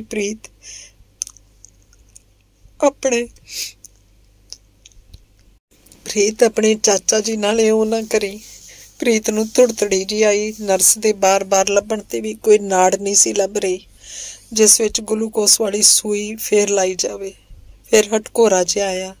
ਉਹ ਸਵਾਰ ਕੇ ਆਲੇ ਦੁਆਲੇ ਝੱਕ ਕੇ ਨਰਸ ਨੱਠ ਕੇ ਡਾਕਟਰ ਨੂੰ ਸੱਦ ਲਿਆਈ। ਉਹਨੇ ਤਾਕਤ ਦਾ ਇੱਕ ਹੋਰ ਸੂਆ ਦਿੱਤਾ। ਪ੍ਰੀਤ ਨੇ ਅੱਖਾਂ ਜੀਆਂ ਉਘੇੜੀਆਂ। ਉਹ ਕਿੱਥੇ ਨੇ? ਉਹਨੇ ਜਗਮੋਹਨ ਬਾਰੇ ਪੁੱਛਿਆ। ਇੱਥੇ ਹੀ ਹੋਣਾ, ਸੱਦਾਂ? ਮੈਂ ਨੇੜੇ ਹੋ ਕੇ ਪੁੱਛਿਆ। ਨਹੀਂ, ਆਖ ਉਹਨੇ ਅੱਖਾਂ ਬੰਦ ਕਰ ਲਈਆਂ। 2 ਕੁ ਹਟਕੋਰੇ ਹੋਰ ਆਉਣ ਮਗਰੋਂ ਠੰਡੀ ਹੋ ਗਈ। ਉਹੀ ਨੀਲਾ ਸਾਟਨ ਦਾ ਸੂਟ ਪਾ ਕੇ ਉਹਦਾ ਸੰਸਕਾਰ ਕੀਤਾ। ਅੰਗ 12ਵਾਂ। ਪਾਠ ਇੱਥੇ ਖਲਵਾਉਣਾ? ਪ੍ਰੀਤ ਦੇ ਜੇਠ ਨੇ ਤੀਸਰੇ ਦਿਨ ਫੁੱਲ ਚਗਵਾਉਣ ਆਏ ਨੇ ਪੁੱਛਿਆ। ਹਸਪਤਾਲ 'ਚ ਮਰੀ ਹੈ, ਕਿਤੇ ਵੀ ਖੁਲਵਾ ਦਿਓ। ਪਾਠ 'ਚ ਹੁਣ ਕੀ ਪਿਆ? ਬਾਪੂ ਜੀ ਨੇ ਬੇਦਿਲੀ ਨਾਲ ਆਖਿਆ। ਸੰਗਰੂਰ ਹੀ ਖੁਲਵਾ ਲੈਂਦੇ ਆ, ਉਸ ਘਰ 'ਚ ਹੀ ਸੀ ਆਖੀਰ ਵੇਲੇ, ਉਹਦੇ ਜੇਠ ਨੇ ਕਿਹਾ। ਵੀਰ ਨੇ ਕੋਈ ਉੱਤਰ ਨਾ ਦਿੱਤਾ। ਅਸੀਂ ਆਪਣੇ ਨੂੰ ਜਿਵੇਂ ਵੀ ਹੋਵਾਂਗੇ ਰੋਲਾਂਗੇ, ਮੈਂ ਕਿਹਾ। ਪਰਮਾਤਮਾ ਹੀ ਜਾਣਦਾ, ਸਾਨੂੰ ਕਿਹੜਾ ਨਹੀਂ ਦੁੱਖ। ਉਹਨੇ ਪ੍ਰੀਤ ਜਿਹੜੀ ਹੁਣ ਕੁਝ ਹੱਡੀਆਂ ਤੇ ਰਾਖ ਦੀ ਪੋਟਲੀ ਸੀ ਵੱਲ ਹੱਥ ਕਰਕੇ ਕਿਹਾ। 10ਵੇਂ ਦਿਨ ਦੁਪਹਿਰ ਦੇ 2 ਵਜੇ ਉਹਦਾ ਭੋਗ ਪੈਣਾ ਸੀ ਸੰਗਰੂਰ। ਪ੍ਰੀਤ ਦੇ ਜੇਠ ਦਾ ਕਾਲੀ ਕੰਨੀ ਵਾਲਾ ਕਾਰਡ ਆਇਆ। ਵੀਰ, ਭਾਬੀ, ਮੇਰਾ ਪਤੀ, ਮੈਂ ਤੇ ਬਾਪੂ ਜੀ ਭੋਗ ਤੇ ਗਏ। ਉਹਦੇ ਦਾਜ 'ਚ ਦਿੱਤੇ ਭਾਂਡਿਆਂ 'ਚੋਂ 5 ਭਾਂਡੇ, ਸਾਟਨ ਦੇ ਗਦੈਲੇ ਤੇ ਸ਼ਨੀਲ ਦੀ ਰਜਾਈ ਵਾਲਾ ਬਿਸਤਰਾ, ਇੱਕ ਅਣਸਿਉਂਤਾ ਸੂਟ ਉਹਦੀ ਪੇਟੀ 'ਚੋਂ ਕੱਢ ਕੇ ਬਸੰਤ, ਪ੍ਰੀਤ ਦੀ ਜਠਾਣੀ, ਨੇ ਗੁਰੂ ਮਹਾਰਾਜ ਅੱਗੇ ਲਿਆ ਰੱਖੇ। ਦੇਖ ਕੇ ਮੇਰੀ ਜਿਵੇਂ ਲਾਟ ਨਿਕਲੀ। ਪ੍ਰੀਤ, ਇਹ ਤਾਂ ਤੇਰੇ ਵਿਆਹ ਦੀਆਂ ਚੀਜ਼ਾਂ ਸਨ। ਪਤਾ ਨਹੀਂ ਕਿਹੜੀ ਚੰਦਰੀ ਘੜੀ ਖਰੀਦੀਆਂ ਸਨ, ਮੈਂ ਮਨ 'ਚ ਆਖਿਆ। ਉਹਦੀ ਜਠਾਣੀ ਵੀ ਬੜਾ ਰੋ ਰਹੀ ਸੀ। ਭੋਗ ਤੇ ਹਮਾ ਤੁਮਾ ਹੋਰ ਲੋਕ ਵੀ ਬਥੇਰੇ ਆਏ ਸੀ। 9ਵੇਂ ਮਹੱਲੇ ਦੇ ਸ਼ਲੋਕ ਸੁਣ ਕੇ ਲੱਗਿਆ ਜਿਵੇਂ ਇਸ ਮੌਕੇ ਲਈ ਹੀ ਉਚਾਰੇ ਗਏ ਸੀ। ਫਿਰ ਵੀ ਮਨ ਧੀਰ ਨਹੀਂ ਸੀ ਧਰਦਾ।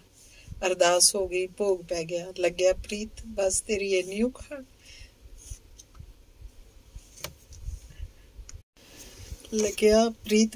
ਇੰਨੀ ਕਹਾਣੀ ਸੀ ਜਿਹੜੀ ਅੱਜ ਮੁੱਕ ਗਈ। ਤੂੰ ਤਾਂ ਆਪਣੇ ਪਿਓ ਦੀ ਨਿਸ਼ਾਨੀ ਸੀ ਕੁੜੇ। ਉਹਦੇ ਘਰ ਨੂੰ ਅੱਜ ਪੱਥਰ ਦਾ ਜੰਦਰਾ ਲਾ ਚੱਲੀ। ਤੇਰੀ ਭੈਣ ਸੀ। ਇੱਕ ਬੁੜੀ ਨੇ ਮੇਰੀਆਂ ਭਰ ਭਰ ਡੁੱਲਦੀਆਂ ਅੱਖਾਂ ਵੱਲ ਝਾਕ ਕੇ ਕਿਹਾ। ਨਹੀਂ, ਭਤੀਜੀ ਸੀ, ਮੈਂ ਕਿਹਾ। ਕਿਸੇ ਨੇਕ ਕੁੱਖ ਦੀ ਜਾਈ ਸੀ। ਘਰ ਦੀ ਭਾਵ ਬਾਹਰ ਨਹੀਂ ਕੱਢੀ।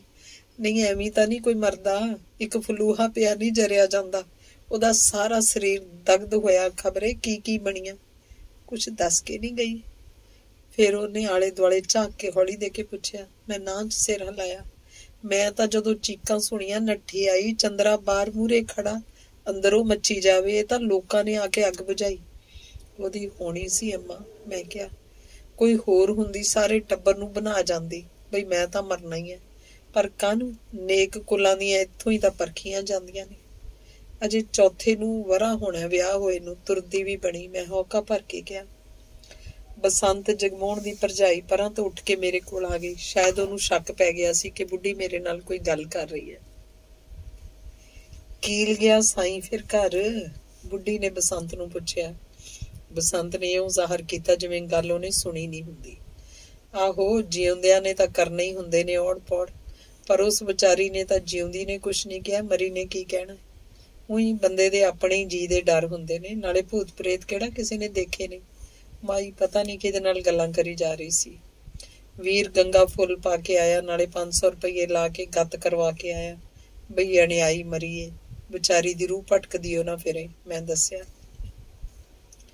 ਆਹੋ, ਜਿਨ੍ਹਾਂ ਨੇ ਜੰਮੀਆਂ ਉਹਨਾਂ ਨੂੰ ਹੀ ਬਣੀਆਂ ਨੇ। ਬਾਕੀ ਜੱਗ ਖਾਤਰ ਦਾ 4 ਦਿਨ ਦੀ ਦੰਦ ਕਥਾ ਹੀ ਹੈ, ਮਾਈ ਬੋਲੀ। ਗੱਲ ਸੁਣਿਓ। ਜਗਮੋਹਨ ਦੇ ਭਰਾ ਨੇ ਆਪਣੀ ਵਹੁਟੀ ਨੂੰ ਸੱਦਿਆ। ਉਹ ਕੌੜੀ ਮਾਈ ਵੱਲ ਝਾਕਦੀ ਉੱਠ ਕੇ ਗਈ। ਕੁਛ ਦੱਸ ਕੇ ਨਹੀਂ ਗਈ। ਉਧੇੜ ਉਮਰ ਦੀ ਇੱਕ ਹੋਰ ਜਨਾਨੀ ਨੇ ਮੇਰੇ ਕੋਲ ਨੂੰ ਸਰਕਦੀ ਨੇ ਇੱਧਰ ਉੱਧਰ ਝਾਕ ਕੇ ਪੁੱਛਿਆ। ਆਖਦੀ ਸੀ ਮੇਰੀ ਕਿਸਮਤ, ਮੈਂ ਦੱਸਿਆ। ਕਿਸਮਤ ਤਾਂ ਹੈ ਹੀ ਨਹੀਂ। ਉਹ ਕੋਈ ਹੈ ਸੀ ਇੰਨੇ ਵੱਟੇ ਜੋਗੀ, ਪੁਤਲੀ ਅਰਗੀ, ਜਾਣੀ ਹੱਥ ਲਾਇਆ ਮੈਲੀ ਹੁੰਦੀ ਹੈ। ਜਦੋਂ ਬੁਲਾਣਾ ਅਦਕਦੀ ਹੋ ਕੇ ਆਖਣਾ, ਹਾਂ ਮਾਂ ਜੀ ਚੰਦਰੀਏ ਬਸ ਇੰਨੇ ਕੁ ਦਿਨ ਹੀ ਲਿਖਾ ਕੇ ਲਿਆਈ ਸੀ, ਉਹ ਕਹਿੰਦੀ ਗਈ। ਵੀਰ ਨੇ ਚੱਲਣ ਲਈ ਆਖਿਆ। ਮੈਂ ਉੱਠਣ ਲੱਗੀ ਨੇ ਮੁੜ ਸਾਰੇ ਘਰ ਵੱਲ ਝਾਤੀ ਮਾਰੀ। ਮਨ ਚ ਆਇਆ, ਪ੍ਰੀਤ ਤੇਰੇ ਘਰ ਮੇਰਾ ਆਉਣਾ ਕਿਹੋ ਜਿਹਾ, ਤੂੰ ਕਿਹੜੇ ਵੇਲੇ ਸਾਨੂੰ ਸੱਦਿਆ ਤੇ ਮੇਰੀਆਂ ਅੱਖਾਂ ਭਰ ਆਈਆਂ। ਅੱਖਾਂ ਪੂੰਝਦੀ ਮੈਂ ਬਾਹਰ ਲੰਘ ਰਹੀ ਸੀ ਜਦੋਂ ਮਗਰੋਂ ਕਿਸੇ ਨੇ ਕਿਹਾ, ਰੋ ਕੇ ਕੀ ਬਣਦਾ, ਸਬਰ ਕਰੋ, ਰੱਬ ਨੂੰ ਐਵੇਂ ਮਨਜ਼ੂਰ ਸੀ। ਮੈਂ ਭੌਂ ਕੇ ਉੱਪਰ ਦੇਖਿਆ।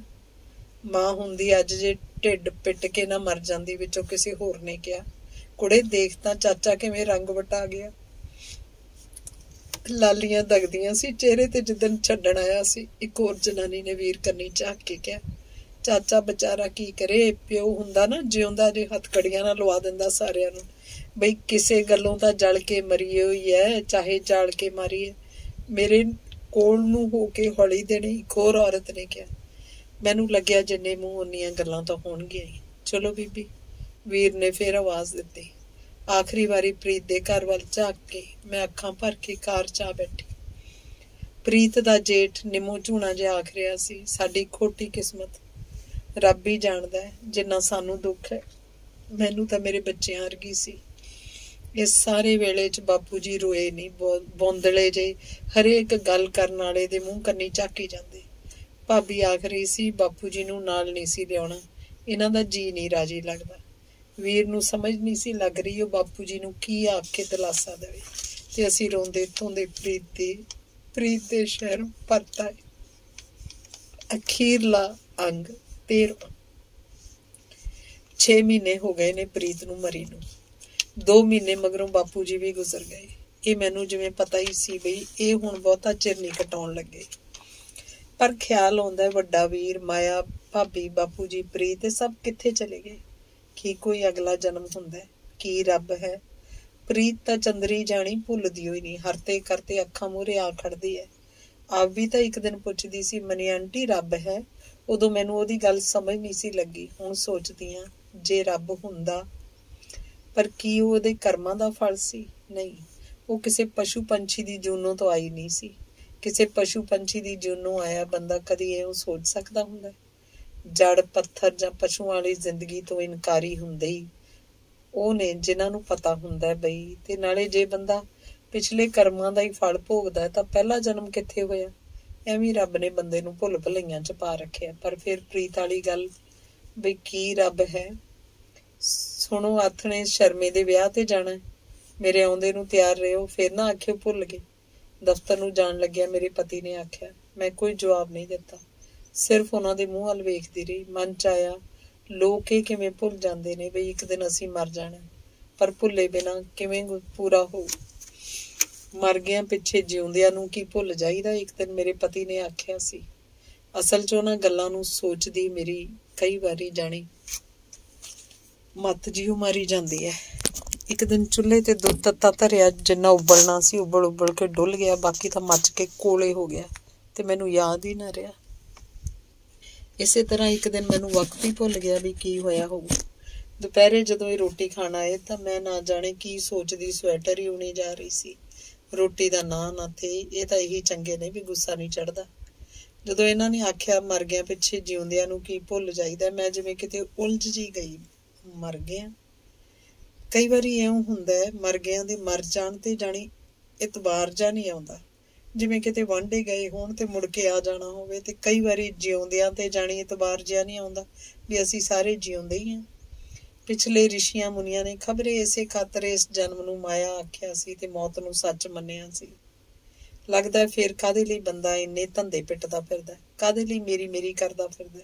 ਖਬਰੇ ਤਾਂ ਹੀ ਸਿਆਣਿਆਂ ਨੇ ਬੰਦੇ ਨੂੰ ਪਾਣੀ ਦਾ ਬੁਲਬੁਲਾ ਆਖਿਆ। ਹੁਣ ਦੇਖਿਆ ਜਾਵੇ ਤਾਂ ਬੜਾ ਚੰਗਾ ਮੇਰਾ ਪਤੀ, ਘਰ-ਬਾਰ ਹੈ। ਹੁਣ ਤੱਕ ਬੱਚਾ ਕੋਈ ਨਹੀਂ ਸੀ, ਉਹ ਵੀ ਰੱਬ ਨੇ ਸੁਣ ਲਈ ਹੈ। ਫੇਰ ਵੀ ਪਤਾ ਨਹੀਂ ਕਿਉਂ ਮੈਨੂੰ ਕਦੇ ਲੱਗਦਾ ਜਿਵੇਂ ਮੇਰਾ ਤਾਂ ਕੁਝ ਵੀ ਨਹੀਂ। ਕਦੇ ਤਾਂ ਮੇਰੇ ਇਹੋ ਜਿਹਾ ਹੌਲ ਪੈਂਦਾ ਬਈ ਇਹ ਪੁੱਛਣ ਲੱਗ ਜਾਣਗੇ ਵੀ ਤੈਨੂੰ ਕੀ ਹੋਇਆ। ਮੈਨੂੰ ਉਦੋਂ ਲੱਗਦਾ ਹੁੰਦਾ ਵੀ ਇਹ ਸਭ ਕੀ ਹੈ, ਵੀ ਅਸੀਂ ਸਾਰੇ ਕਿੱਥੋਂ ਆਏ ਹਾਂ, ਕਿੱਥੇ ਨੂੰ ਜਾਣਾ। ਵੀਰ, ਮਾਇਆ, ਭਾਬੀ, ਬਾਪੂ ਜੀ ਤੇ ਪ੍ਰੀਤ ਕਿੱਥੇ ਚਲੇ ਗਏ? ਕੀ ਗਾਹਾਂ ਗਏ ਉਹ ਇੱਕ ਦੂਜੇ ਨੂੰ ਮਿਲਣਗੇ? ਜੇ ਮਿਲਣਗੇ ਇੱਕ ਦੂਜੇ ਨੂੰ ਪਛਾਣ ਹੋਊ, ਪਰ ਕਾਹਦੀ ਪਛਾਣ ਹੋਊ? ਮਿੱਟੀ 'ਚ ਮਿੱਟੀ ਰਲ ਗਈ, ਹਵਾ ਚ, ਹੋਰ ਬੰਦੇ 'ਚ ਹੁੰਦਾ ਹੀ ਕੀ ਹੈ? बड़ी वारी ख्याल आउंदा प्रीत कातों मर गई, किहने मारती।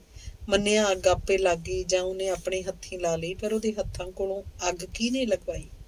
कदे कदे मन करदा जगमोहन नूं जाके पुछां वे चंद्रिया, पर ਉਹ ਜੇ ਸਮਝਣ ਵਾਲਾ ਹੋਵੇ ਬਥੇਰਾ ਦੁੱਖ ਦੇਗੀ, ਕੁਛ ਵੀ ਨਾ ਆਕੇ। ਪਰ ਕਈ ਲੋਕ ਖਬਰੇ ਕਿਹੜੀ ਮਿੱਟੀ ਦੇ ਬਣੇ ਹੁੰਦੇ ਨੇ, ਪਰ ਆਪਾਂ ਨੂੰ ਕਿਸੇ ਦੇ ਜੀ ਦਾ ਕੀ ਪਤਾ ਹੈ। ਖਬਰੇ ਜੀ 'ਚ ਕੀ ਚੜ੍ਹਦੀਆਂ ਲਹਿੰਦੀਆਂ ਹੋਣ। ਤੇ ਫਿਰ ਇੱਕ ਦਿਨ ਵੀਰ ਆਇਆ, ਭਾਬੀ ਦੱਸਦੀ ਸੀ ਹੁਣ ਵੀਰ ਬੜਾ ਹੀ ਪਾਠ ਕਰਨ ਲੱਗ ਪਿਆ। ਚੱਲ ਚੰਗਾ, ਜਿਵੇਂ ਵੀ ਕਿਸੇ ਦਾ ਜੀ ਟਿਕੇ। ਜਗਮੋਹਨ ਆਇਆ ਸੀ ਇੱਕ ਦਿਨ ਚੰਡੀਗੜ੍ਹ, ਵੀਰ ਨੇ ਦੱਸਿਆ। ਕੀ ਆਖਦਾ ਸੀ? ਆਖਦਾ ਸੀ ਮਿਲਣ ਨੂੰ ਜੀ ਕੀਤਾ ਸੀ, ਵੀਰ ਨੇ ਦੱਸਿਆ। ਘੰਟਾ ਕੁ ਬੈਠਾ ਰਿਹਾ, ਮੇਰਾ ਤਾਂ ਉੱਕਾ ਹੀ ਜੀ ਨਾ ਕਰੇ ਗੱਲ ਕਰਨ ਨੂੰ, ਬਈ ਨਿੱਜ ਹੋਇਆ। ਉਹਦੀ ਜਿਉਂਦੀ ਤਾਂ ਤੂੰ ਆ ਕੇ ਨਾ ਵੜਿਆ, ਹੁਣ ਕੀ ਕਰਨਾ ਆ। ਮੈਂ ਤਾਂ ਹਾਰ ਕੇ ਆਖ ਹੀ ਦਿੱਤਾ ਬਈ ਕਾਕਾ ਹੁਣ ਕਾਹਦੇ ਮੇਲ ਨੇ, ਜਦੋਂ ਸਾਡੀ ਪ੍ਰੀਤ ਹੀ ਨਹੀਂ ਰਹੀ। ਭਾਬੀ ਬੋਲੀ, ਚਲੋ ਛੱਡੋ, ਕੀ ਗੱਲਾਂ ਕਰਨੀਆਂ ਨੇ ਉਹਨਾਂ ਦੀਆਂ, ਵੀਰ ਨੇ ਆਖਿਆ। ਅੱਜ ਤਾਂ ਰਹੋਗੇ ਨਾ? ਮੈਂ ਵੀਰ ਨੂੰ ਪੁੱਛਿਆ।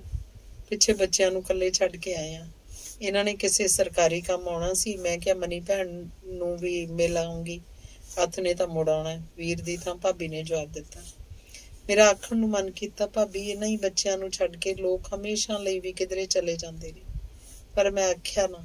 ਪਰ ਮੇਰੇ ਮਨ 'ਚ ਇੱਕ ਦਹਿਲ ਜਿਹਾ ਘੁੰਮਿਆ ਕਿ ਮਾਇਆ ਭਾਬੀ ਵਾਂਗੇ ਭਾਬੀ ਵੀ ਇੱਕ ਦਿਨ ਤੇ ਵੀਰ ਵੀ, ਤੇ ਅੱਗੇ ਮੇਰੇ ਕੋਲੋਂ ਕੁਝ ਸੋਚਿਆ ਨਾ ਗਿਆ।